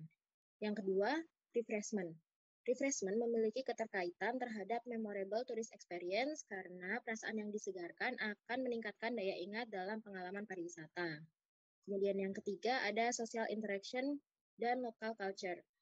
Pengalaman pariwisata dengan budaya lokal akan membuat liburan lebih berarti dan terkenang, yang mana pengetahuan mengenai budaya lokal tersebut didapatkan dari interaksi terhadap penduduk setempat. Konsumen juga cenderung akan membagikan pengalaman yang dirasakan saat melakukan perjalanan pariwisata dan akan saling mempengaruhi pengalaman konsumen lainnya. Kemudian ada meaningfulness. Meaning menjadi hal yang penting untuk kebahagiaan dan kesejahteraan. Sebagian orang berjuang untuk menemukan arti dalam hidup mereka. Mereka melakukan pencarian untuk pengalaman yang berarti melalui perjalanan dan aktivitas pariwisata seperti mencari rasa emosional atau spiritual melalui pariwisata. Kemudian yang kelima ada knowledge, wisatawan yang mempelajari hal-hal baru dan mengembangkan keterampilan baru saat berwisata akan menghasilkan pengalaman pariwisata. Hal ini dipengaruhi oleh motivasi wisatawan melakukan perjalanan pariwisata sebagai pemenuhan kebutuhan untuk mendapatkan pengetahuan. Kemudian yang keenam, adverse feeling. Perasaan positif merupakan salah satu motivasi utama untuk berpartisipasi dalam pengalaman pariwisata. Namun, wisatawan dapat secara tidak terduga menyadari emosi atau perasaan negatif selama pengalaman pariwisata mereka. Hal tersebut biasanya terjadi karena memori pengalaman buruk seperti kecelakaan atau pengalaman layanan pariwisata yang negatif. Kemudian yang terakhir ada novelty. Novelty menjadi komponen penting lainnya dari pengalaman subjektif serta motivasi populer bagi seorang untuk liburan. Wisatawan yang mengingat pengalaman wisata baru lebih baik dari pengalaman wisata yang sudah lama dilakukan. Dimensi Memorable Tourist Experience ini memiliki keterkaitan terhadap minat revisit wisatawan, karena jika objek wisata dapat memenuhi aspek Memorable Tourism Experience, maka tingkat keinginan wisatawan untuk kembali berkunjung ke tempat wisata tersebut menjadi tinggi. Materi selanjutnya akan dijelaskan oleh teman saya, Lisa. Silahkan.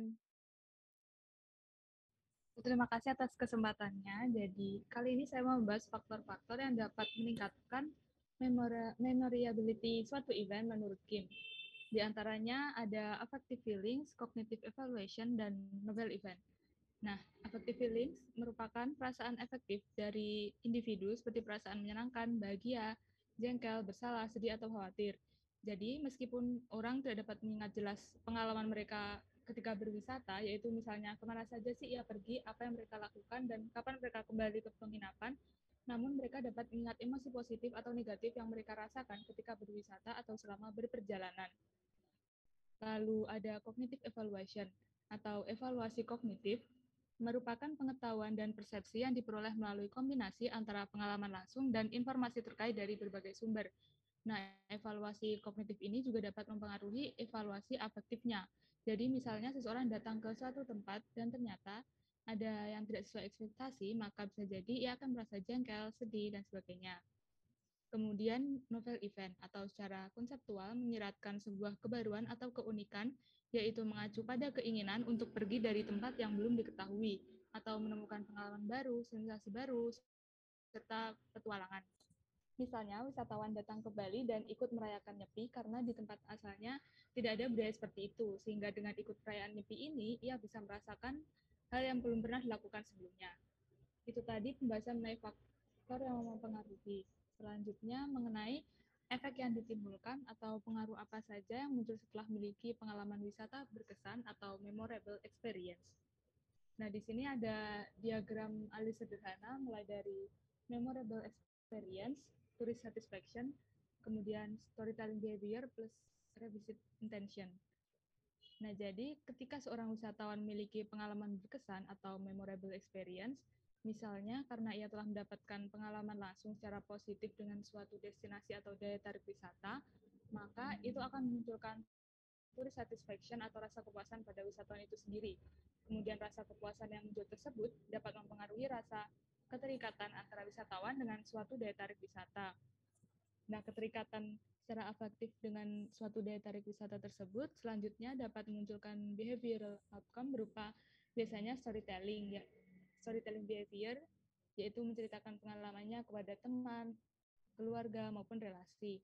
Atau dapat juga menuliskannya dalam bentuk ulasan di internet, review-review di Google gitu misalnya.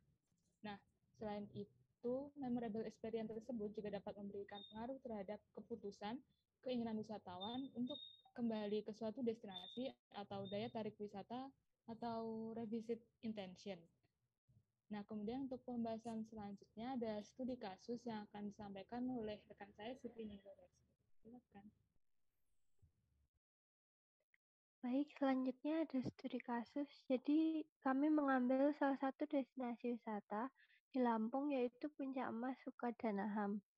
Jadi, di Indonesia kan banyak daerah yang bergantung kepada industri pariwisata sebagai sumber pajak dan pendapatan untuk perusahaan yang menjual jasa kepada wisatawan seperti daerah di Lampung. Nah, Lampung ini memiliki banyak objek wisata alam. Salah satunya yaitu Puncak Mas Sukadanaham yang berada di Kelurahan Sukadanaham, Kota Bandar Lampung. Puncak Emas ini merupakan suatu wisata baru di Kota Bandar Lampung, juga merupakan satu-satunya objek wisata alam tertinggi yang ada di Bandar Lampung. Peminat yang datang ke Puncak Emas ini tergolong ramai, tidak sedikit pula yang mau melakukan kunjungan kembali. Nah, hal tersebut tentunya dipengaruhi oleh memorable tourist experience. Slide selanjutnya.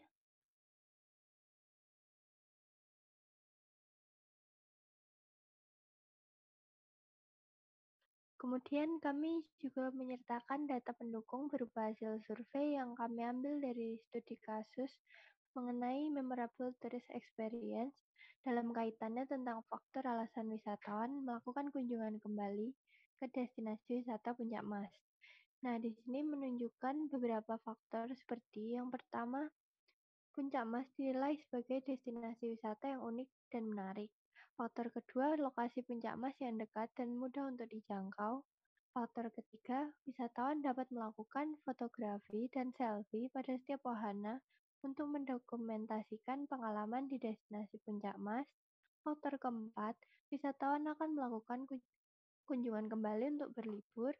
Faktor kelima, Puncak Mas menawarkan pengalaman yang menyenangkan. Faktor keenam, Puncak Mas mampu memberikan kenyamanan bagi wisatawan. Faktor ketujuh, wisatawan berkunjung kembali karena ajakan teman, kolega maupun keluarga. Faktor ke-8, Puncak Mas memiliki banyak wahana menarik yang mampu mendorong respon positif dari wisatawan.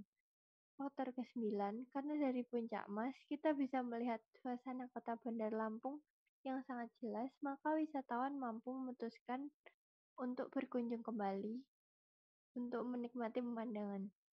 Faktor terakhir adalah kunjungan kembali karena keinginan atau minat berekreasi bersama keluarga. Slide selanjutnya akan dijelaskan oleh rekan saya Atifah.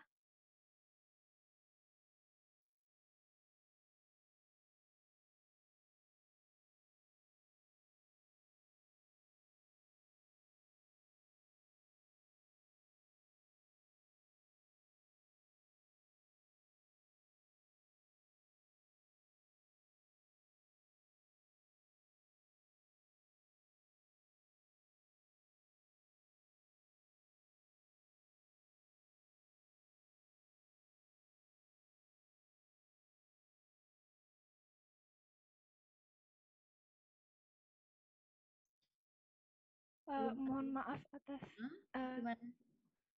jadi teman saya sinyalnya keputus Ibu.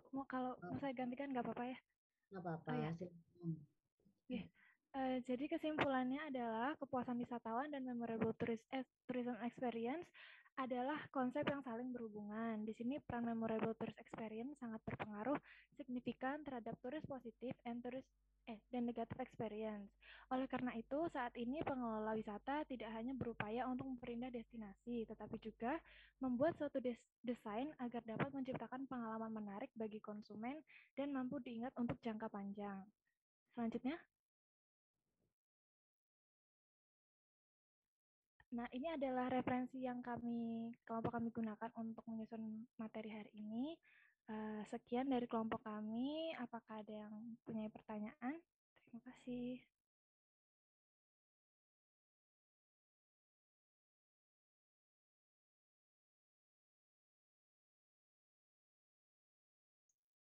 Silakan.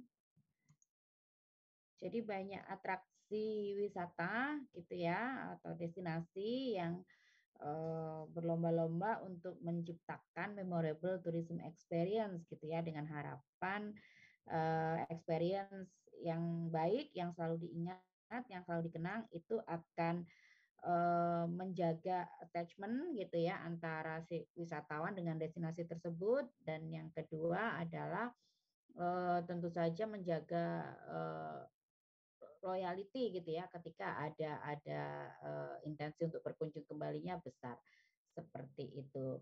MTE, Memorable Tourism Experience, ini menjadi salah satu juga topik yang banyak diteliti gitu ya, termasuk bagaimana sih berbagai strategi gitu ya untuk menimbulkan gitulah ya memorable tourism experience ini. Ada komentar atau pertanyaan? Belum ada? Atau tidak ada? Oke. Baik, terima kasih. Kalau tidak ada presentasinya, menarik sekali ya. Tadi ada beberapa dimensi dari memorable tourism experience gitu ya. Yang salah satu dimensinya tadi juga saya temukan di well-being ya, tentang hedonisme ya. Artinya sesuatu yang memang menyenangkan, bersenang-senang gitu ya. Itu menjadi salah satu ternyata variabel dalam MTE dan juga dalam well-being sebenarnya. Ini juga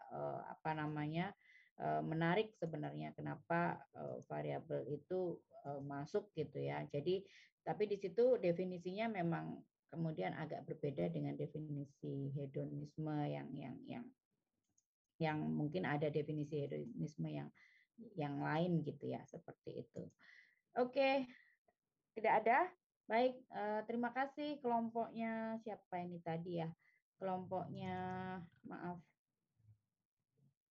Kelompoknya Asila ya? Bukan ya? Kelompoknya siapa sih ini tadi?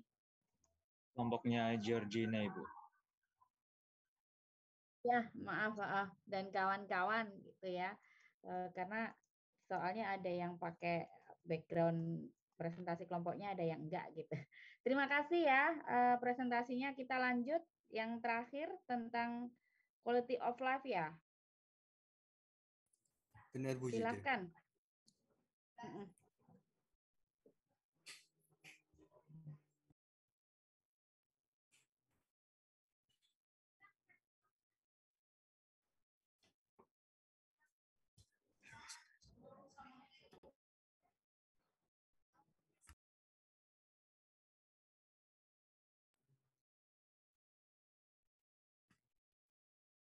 Assalamualaikum warahmatullahi wabarakatuh. Salam Om Swastiastu, Namo Buddhaya, salam kebajikan untuk kita semuanya. Selamat siang Bu Zida dan teman-teman semuanya. Pada perkuliahan Psikologi Pariwisata hari ini, kami akan mempresentasikan materi terkait Tourist and Quality of Life. Namun sebelum itu, perkenalkan kami kelompok 10 yang beranggotakan Iketut Aditya Prayoga, saya sendiri, Rifat Al-Hafi, Regina Rahma Azalia, Aulia Risma Oktaviani, Dewi Andini Yudiati, Reina Mutia. Next. Di sini saya akan menyampaikan definisi dari quality of life. Ada dua pandangan yang kami cantumkan mengenai quality of life. Yang pertama, menurut O'Connor 1999, quality of life secara umum berkaitan dengan pencapaian manusia yang ideal atau perasaan subjektif seseorang terhadap kesejahteraan dirinya. Yang kedua, menurut Billington 2010, quality of life adalah konsep yang luas dan mulai terpengaruh dengan cara yang kompleks dengan kesehatan fisik individu, keadaan psikologis, keyakinan pribadi, hubungan sosial, dan hubungan individu dengan fitur-fitur penting dari lingkungan individu. Nah, dari dua pendapat ini dapat disimpulkan bahwa quality of life diartikan sebagai persepsi seseorang mengenai posisi mereka dalam kehidupan dengan konteks sistem-sistem nilai dan budaya di tempat mereka hidup dan dalam hubungannya dengan tujuan, ekspektasi, standar, dan perhatian yang merupakan pandangan multidimensi. Materi selanjutnya akan disampaikan oleh rekan saya Adit. Terima kasih atas kesempatannya, Rifat. Terkait kajian quality of life yang dilandasi akan keilmuan psikologis, seiring berjalannya waktu memperluas kaitannya pada bidang ilmu lainnya tak terkecuali pariwisata. Hal tersebut dicikal bakali oleh terus berkembangnya kajian kepariwisataan sejak Perang Dunia Kedua, karena timbul keyakinan bahwa pariwisata merupakan suatu industri padat karya yang menguntungkan banyak pihak. Hingga dari hal tersebut, pariwisata menjadi kajian berbagai disiplin ilmu termasuk psikologis, di mana dalam kajian psikologis pariwisata ini mempelajari pola perilaku wisatawan dan ilmu yang mempelajari bagaimana cara melayani wisatawan. Quality of life inilah salah satu yang dikaji dalam psikologis pariwisata. Pada konteks pariwisata, khususnya pada wisatawan, fokus terkait bagaimana pengalaman wisatawan berkontribusi pada quality of life. Sebagaimana quality of life seorang wisatawan dapat diprediksi melalui karakteristik wisatawan, karakteristik perjalanan, kepuasan dengan domain kehidupan, kepuasan terhadap kehidupan secara keseluruhan, dan siklus hidup konsumsi menurut UISAL 2012. Bahkan, Organisasi Kesehatan Dunia juga mengidentifikasi keterlibatan peluang liburan dan kegiatan pariwisata sebagai salah satu dimensi penilaian quality of life menurut Richard 1999.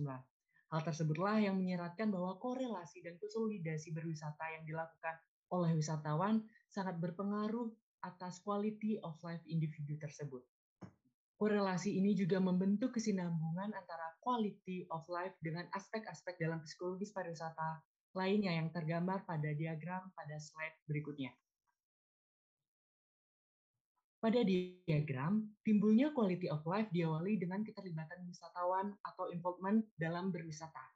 Tentu dari hal tersebut didapatkan nilai-nilai yang secara bersama-sama dengan involvement menghasilkan kepuasan dalam pengalaman berwisatanya. Kepuasan ini menciptakan kepuasan lain, yakni kepuasan pada waktu luang yang sejatinya rantai-rantai yang tadi itu membentuk adanya quality of life dari wisatawan hingga berpengaruh pada kunjungan kembali atau travel motivation dari wisatawan. Terkait materi selanjutnya akan dibahas oleh teman saya, Reina. Baik, Ade, terima kasih untuk waktunya. Jadi dalam pengukurannya, QOL memiliki dua indikator yang digunakan. Yang pertama ada indikator objektif. Jadi indikator objektif ini memiliki penilaian lebih andal dan valid. Indikator ini menawarkan pengukuran yang lebih bebas bias serta objektif pemahaman. Namun ternyata indikator ini telah dikritik oleh beberapa ahli. Salah satunya kritik terkait data numerik yang dihasilkan. Jadi pada indikator objektif ini hasilnya sulit untuk ditafsirkan dan dilaporkan. Kritik lain juga diberikan karena indikator objektif ini tidak dapat menangkap keragaman dan kompleksitas pengalaman, pikiran, serta persepsi wisatawan secara subjektif. Nah, berikut adalah hal yang diukur dalam indikator objektif. Yang pertama ada indeks produksi ekonomi seperti produk domestik bruto serta tingkat kemiskinan. Lalu yang kedua ada indikator sosial seperti tingkat pengangguran, tingkat kehadiran di sekolah. Lalu yang ketiga ada harapan hidup, dan yang keempat ada tingkat literasi. Selanjutnya, selanjutnya ada indikator subjektif. Berbeda dengan indikator objektif, indikator subjektif berfokus pada sejauh mana layanan atau produk wisata membuat individu merasa puas. Indikator ini berfokus pada individualisasi konsumen yang dilihat dari sudut pandang serta cara menangkap keragaman pengalaman konsumen. Namun ternyata indikator subjektif QOL ini juga menjadi sasaran kritik oleh para ahli. Jadi ada kritik terkait indikator subjektif ini ternyata memiliki kemungkinan untuk memberikan hasil yang kurang valid dan tidak dapat diandalkan karena hasilnya tidak mencerminkan pengalaman nyata wisatawan. Kritik lain juga beranggapan bahwa indikator subjektif malah membuat individu cenderung untuk merespon lebih positif daripada yang biasanya mereka lakukan. Hal ini secara tidak langsung merupakan bias keinginan sosial yang bertujuan untuk memenuhi standar harapan sosial karena bentuknya merupakan pengalaman subjektif yang kurang realistis. Nah, berikut ada hal-hal yang diukur dalam indikator subjektif. Yang pertama ada kepuasan dengan hidup secara general, yang kedua ada kebahagiaan, yang ketiga ada kepuasan kerja, yang keempat ada rasa aman, yang kelima rasa kesejahteraan sosial, yang keenam rasa kesejahteraan keluarga, dan yang terakhir kepuasan dengan kehidupan material. Lalu materi selanjutnya akan dijelaskan oleh teman saya Risma. Baik, terima kasih Reina atas kesempatannya. Selanjutnya adalah hubungan antara model Grevillea dengan QOL dalam pariwisata. Grevillea merupakan bunga asli Australia yang digunakan sebagai metafora secara visual menunjukkan bagaimana sebuah kebutuhan berpengaruh terhadap konstruksi quality of life. Grevillea juga dikenal karena bunganya yang spektakuler. Grevillea tidak membutuhkan bunga untuk bertahan hidup, tetapi Grevillea yang berbunga membawa tanaman dari bertahan hidup saja menjadi berkembang.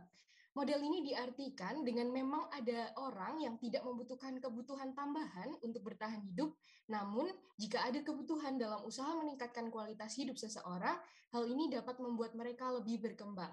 Model Grevillea mengakui bahwa quality of life itu dinamis, terutama ketika seseorang menganggap bahwa setiap kebutuhan berkontribusi secara berbeda terhadap kepuasan hidup individu secara keseluruhan. Nah, hal inilah yang kemudian dikaitkan dengan pariwisata. Jadi ketika pariwisata menjadi bagian dari kebutuhan seseorang, hal ini akan memberi pengaruh terhadap tingginya kualitas hidup mereka. Namun memang pariwisata dalam hal ini menjadi kebutuhan yang esensial bagi setiap individu. Karena yang menentukan quality of life yang baik untuk satu orang mungkin tidak menentukan QOL yang sama untuk orang lain. Akibatnya, kebutuhan inti satu orang mungkin hanya menjadi kebutuhan tambahan untuk orang lain. Misalnya, ketika mungkin liburan menjadi kebutuhan inti di usia 20-an yang bebas dari rasa khawatir, tetapi mereka nantinya dapat menjadi kebutuhan tambahan ketika mungkin pembayaran hutang dan tanggung jawab keluarga menjadi prioritas. Selanjutnya, kemudian apa sih hubungannya dari quality of life dan travel motivation? Kemudian, menurut jurnal Dolniker dan kawan-kawan mengelompokkan 3 jenis wisatawan dari hasil penelitian mereka. Yang pertama adalah segmen yang tidak mempercayai bahwa quality of life dipengaruhi oleh kegiatan wisata. Mereka merasa tidak perlu untuk melakukan liburan baik dalam jangka waktu yang pendek maupun panjang. Jadi mereka tidak memiliki motivasi untuk mengunjungi suatu destinasi. Segmen ini menganggap bahwa QOL mereka paling dipengaruhi oleh kesehatan dan kehidupan spiritual saja. Selanjutnya, segmen kedua yang menganggap bahwa liburan tidak terlalu penting, tetapi berpotensi untuk meningkatkan QOL mereka. Dan juga segmen ini perlu diingatkan mengapa perjalanan penting bagi kehidupan mereka. Dalam melakukan perjalanan, mereka memiliki motivasi untuk mengalami sesuatu yang baru dan bersenang-senang setelah melepas diri dari beban kerja mereka yang sibuk. Karena orang-orang dari segmen 2 ini biasanya didominasi oleh karyawan tetap. Dan yang terakhir adalah segmen ketiga, di mana mereka menganggap bahwa perjalanan merupakan inti dari quality of life mereka. Dan mereka menginginkan lebih banyak perjalanan. Jadi mereka yang ada pada segmen ini termotivasi untuk melakukan perjalanan, untuk mencoba sesuatu yang baru, mengalami petualangan, melakukan hal menarik, bersenang-senang dan terhibur, mendapatkan pengakuan sosial, dan menjauh dari rutinitas kehidupan sehari-hari. Untuk materi selanjutnya akan dijelaskan oleh teman saya, Dewi Andini. Atas kesempatan ini saya, di sini saya akan menjelaskan tentang wisata terhadap quality of life dari wisatawan. Secara umum, yang pertama, Gilbert dan Abdul, wisatawan akan mengalami rasa kesejahteraan yang lebih tinggi daripada yang tidak berlibur. Dan yang kedua, menurut Niall dan kawan-kawan pada tahun 2004, memperluas studi mereka sebelumnya dan menyimpulkan kepuasan layanan dan pengalaman, refleksi perjalanan, dan kepuasan dengan aspek layanan fase pariwisata dan domain kehidupan non-rekreasi mempengaruhi kepuasan keseluruhan dengan kehidupan. Jadi, orang yang berwisata akan cenderung merasa lebih bahagia, nyaman, dan mengalami kepuasan hidup. Dan yang ketiga, berpenghasilan lebih tinggi karena mereka akan lebih menghargai pekerjaan mereka.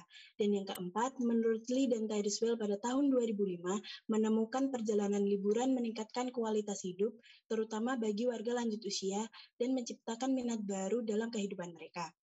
Yang kelima, menurut Iwasaki dan kawan-kawan pada tahun 2005, berwisata mampu menghilangkan rasa stres.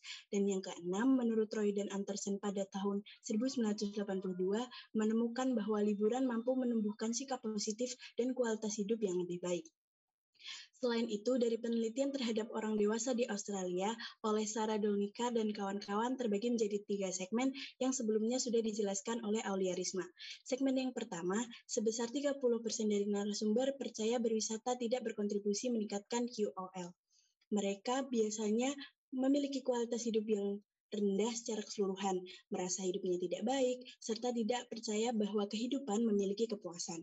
Segmen yang kedua, sebesar 59% menganggap berwisata tidak penting namun berpotensi meningkatkan quality of life.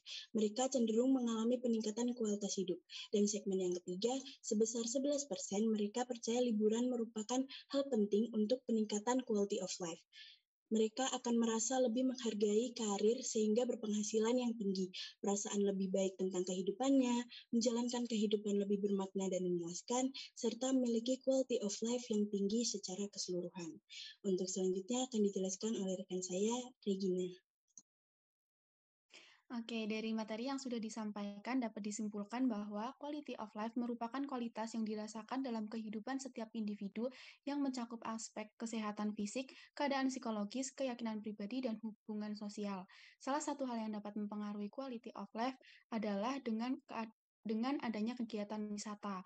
Indikator yang digunakan dalam mengukur quality of life wisatawan lebih dominan menggunakan indikator subjektif dibandingkan dengan objektif, meski dari keduanya saling memiliki kekurangan. Dalam travel motivation dipengaruhi oleh perspektif setiap individu bahwa kegiatan berwisata mampu memberikan pengaruh atau tidak terhadap kualitas hidupnya. Selain itu, juga kegiatan berwisata dapat mempengaruhi kehidupan seseorang tergantung dengan seberapa besar kebutuhan individu tersebut untuk melakukan kegiatan berwisata. Semakin besar kebutuhan untuk berwisata, maka akan semakin besar pula kepuasan atas kualitas hidupnya. Pengalaman dari wisatawan sangat berkontribusi dalam menentukan quality of life individu. Quality of life seorang individu yang tidak melakukan aktivitas wisata ternyata memiliki hasil yang kurang baik dibandingkan dengan quality of life individu yang menjadikan kegiatan berwisata menjadi suatu kebutuhan. Berikut adalah referensi yang kelompok kami gunakan. Sekian presentasi dari kelompok kami. Terima kasih atas perhatiannya. Bila terdapat kesalahan, kami mohon maaf. Dan apabila ada pertanyaan, tanggapan, atau komentar, dipersilahkan. Ya, Iswan sudah raise hand. Oke, sebelumnya slide yang tadi bisa ditampilkan lagi tidak ya? Regina minta tolong. Ini mohon dikembalikan di slide yang disampaikan oleh Risma Oktaviani tadi, yang bagian segmen itu. Saya hanya sedikit ingin tahu mengenai segmen-segmen tersebut. Nah, yang ini, yang tadi, yang ada 3 segmen itu. Oke, Nah, di sini kan ada 3 segmen ya. Tadi udah dijelaskan sama Risma bahwa segmen 2 itu contohnya adalah orang-orang yang pekerja aktif, usia produktif. Mungkin jadi mereka tuh berada di segmen 2. Sini saya hanya penasaran, kira-kira walaupun terlepas dari kondisi psikologis setiap individu itu berbeda, kan ini ada segmentasinya masing-masing. Kira-kira di segmen 1 dan segmen 3 itu eh, karakteristik wisatawannya itu seperti apa sih? Orang-orangnya itu bagaimana gitu. Terus mungkin nggak sih misalnya ketika segmen 1, segmen 2, segmen 3 terjadi shifting. Misalnya awalnya mereka itu adalah orang-orang dengan prinsip segmen 1, tapi karena adanya seiring berjalannya waktu mereka tuh bergeser ke segmen 2, 3 ataupun dan sebagainya. Mungkin itu. Terima kasih.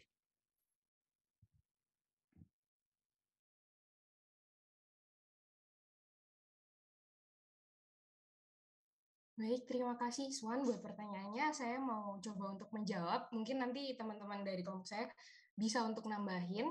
Nah, untuk yang segmen pertama itu biasanya didominasi oleh para pekerja rumah tangga. Jadi para pengangguran kayak gitu. Jadi terus juga para suami dan istri yang jadi pekerja rumah tangga gitu. Terus untuk segmen ketiga itu biasanya didominasi sama pensiunan yang berpenghasilan tinggi gitu. Jadi mereka yang udah punya waktu luang banyak banget dan juga berpenghasilan yang udah tinggal menikmati gitu. Nah, terus kalau buat apakah ada kemungkinan, nah ini segmen-segmennya itu juga bakal menyesuaikan sama kondisi mereka ya, jadi bisa aja sih untuk berubah gitu. Oke, sudah menjawab. Terima kasih Risma. Terima kasih kembali Suman. Oke, ada lagi? Ada yang resen ya tadi sepertinya ya.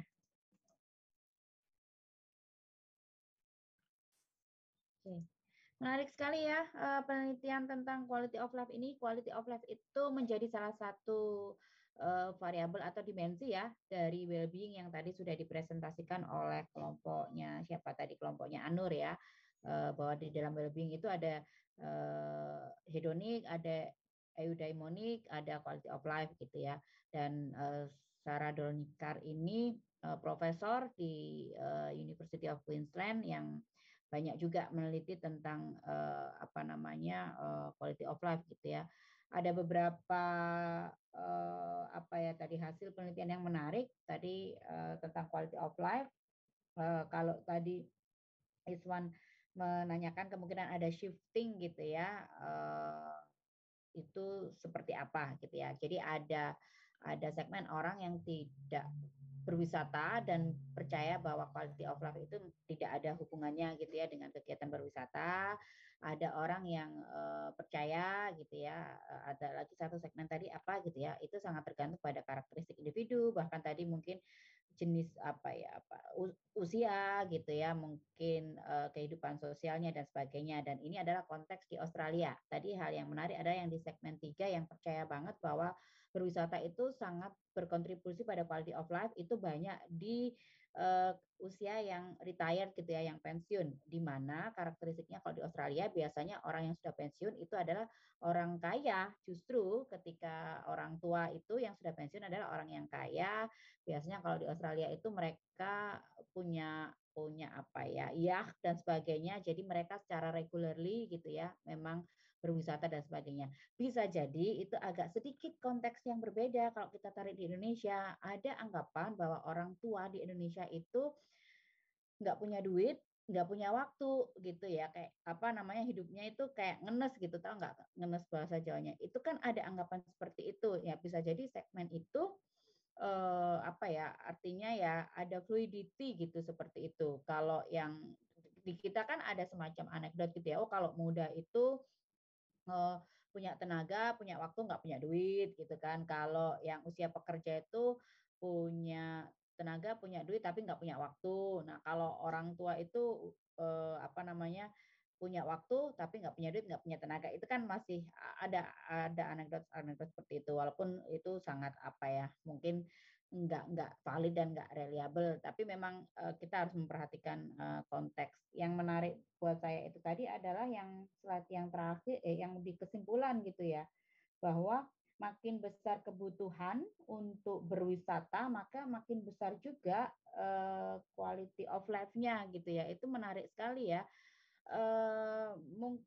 Saya nggak tahu apakah dalam penelitiannya Dornikar ini kemudian menjelaskan lebih lanjut, apakah berarti karena ada apa ya, awalnya kan kebutuhan untuk berwisata itu kan hanya dimiliki mungkin oleh orang-orang yang berpenghasilan tinggi gitu ya, dan seperti itu. Dan jadi berarti kalau mereka bisa berwisata dan menjadikan kegiatan wisata itu sebagai suatu agenda rutin dalam hidupnya, ya berarti secara apa ya, secara logikanya ya mereka, karena mereka punya sumber daya ke situ gitu. Itu menjadi menarik. Jadi apakah berwisatanya atau karena sebenarnya dia punya sumber daya yang memang lebih dari yang lain, ini menjadi menarik. Nanti coba kita cermati lagi adakah penjelasan tentang itu, karena ini sangat menarik gitu. Nah, dulu karena apa ya, konteks pariwisata itu kan yang apa, banyak kemudian fokus pada yang bentuk pariwisata yang massal gitu ya, yang kemudian apa ya, banyak dianalisis tentang dampak dan impact-nya. Nah, sekarang yang masuk dalam kajian pariwisata itu tidak hanya terbatas pada pariwisata yang massal, tetapi juga bagaimana individu menghabiskan waktu luang, leisure, itu juga kemudian masuk ke dalam kajian pariwisata. Walaupun terjadi overlap gitu ya. Overlapnya pertama pada definisi atau istilah wisatawan itu sendiri yang mana gitu ya, apakah masih yang harus menginap dan sebagainya, atau yang sebenarnya leisure aja, ini juga sebenarnya masuk kategori wisatawan. Tapi karena fenomena orang berwisata, menghabiskan waktu luang, leisure, jalan-jalan dan sebagainya, ini menjadi suatu fenomena ya, karena terjadi di mana-mana gitu ya. Jadi ini menjadi wacana, menjadi kajian yang menarik gitu untuk apa, dalam quality of life juga. Ini tadi ada model apa, bunga grafira dan segala apa, ininya menarik sekali. Oke, ada lagi pertanyaan atau tanggapan? Iswan, silakan Wan. Mungkin izin sedikit bertanya lagi ya Bu, terkait yang Ibu tadi sampaikan yang masalah apakah karena wisatanya atau karena emang dia dalam tanda kutip memiliki sumber daya yang mencukupi gitu. Apakah ini juga berlaku dengan segmen-segmen yang tadi Bu, yang misalnya segmen 1 digambarkan oleh Risma bahwa orang yang merasa bahwa wisata itu tidak apa ya, kayak tidak berpengaruh dengan quality of life mereka itu karena misalnya segmennya adalah mereka yang pengangguran, mereka yang pekerja, apakah itu sebenarnya mereka tuh ada perasaan bahwa sebenarnya butuh gitu wisata, tapi karena sumber dayanya nggak mencukupi, jadi mereka tuh berlindung di balik kata-kata bahwa saya nggak butuh wisata, saya nggak butuh hal-hal seperti itu. Apakah hal tersebut tuh bisa aja Bu? Mungkin itu. Terima kasih. Oke, terima kasih. Menarik ya. Nanti kita coba lihat apakah Dornikar menjelaskan lebih lanjut gitu ya tentang karakteristik dari segmen-segmen itu tadi, karena menarik seperti pertanyaannya Iswan. Kalau kita kembalikan pada teori motivasi gitu ya, ini kan juga berarti berhubungan dengan itu, berhubungan ke sana. Ada katakanlah teori motivasi yang paling umum digunakan lah, ada teori motivasinya Maslow. Karena tadi ada pernyataan juga dari kelompok ini, karena bisa jadi terjadi perubahan sangat dinamis. Kalau waktunya tadi apa, bayar hutang karena punya hutang gitu ya, berarti kebutuhan untuk berwisatanya jadi ini dulu gitu ya, fokus pada ini kan menarik gitu ya. Kalau kita kembali ke teori motivasinya Maslow, sudah ada hierarki gitu ya, dari fisik, kebutuhan fisik, kemudian kebutuhan rasa aman, sampai yang terakhir self aktualisasi. Nah, sebenarnya kita mau menempatkan kebutuhan berwisata itu pada level yang mana sih gitu kan? Itu kan juga apa ya, mungkin tidak bisa atau mungkin belum bisa ya ditempatkan dengan tepat gitu. Bisa jadi awalnya ini adalah kebutuhan akan prestis, kebutuhan akan harga diri gitu ya, mewah, karena memang dulu karakteristiknya seperti itu. Karena yang bisa melakukan kegiatan berwisata ya hanya orang-orang yang memiliki sumber daya gitu ya. Nah, bagi orang-orang yang level kebutuhannya mungkin masih fisik, memenuhi kebutuhan hidup sehari-hari untuk makan dan minum, ya itu seakan tidak menjadi suatu kebutuhan gitu ya. Namun semakin ke sini kan kondisinya semakin dinamis gitu ya. Artinya bahwa ternyata orang yang mungkin bekerja gitu ya setiap hari itu punya stresor gitu ya, punya stres yang tinggi, dan bagaimana mereka melakukan coping terhadap stresnya itu adalah salah satunya kepingin gitu ya punya waktu luang untuk dirinya sendiri gitu ya, entah itu untuk apapun ya, untuk sekedar jalan-jalan, untuk untuk mungkin bahkan hanya untuk tidur-tiduran dan sebagainya gitu. Nah, akhirnya banyak kayak kebutuhan-kebutuhan yang diciptakan gitu ya, termasuk mungkin berwisata. Nah, yang awalnya mungkin segmen wisata itu lebih banyak ke yang punya sumber daya besar,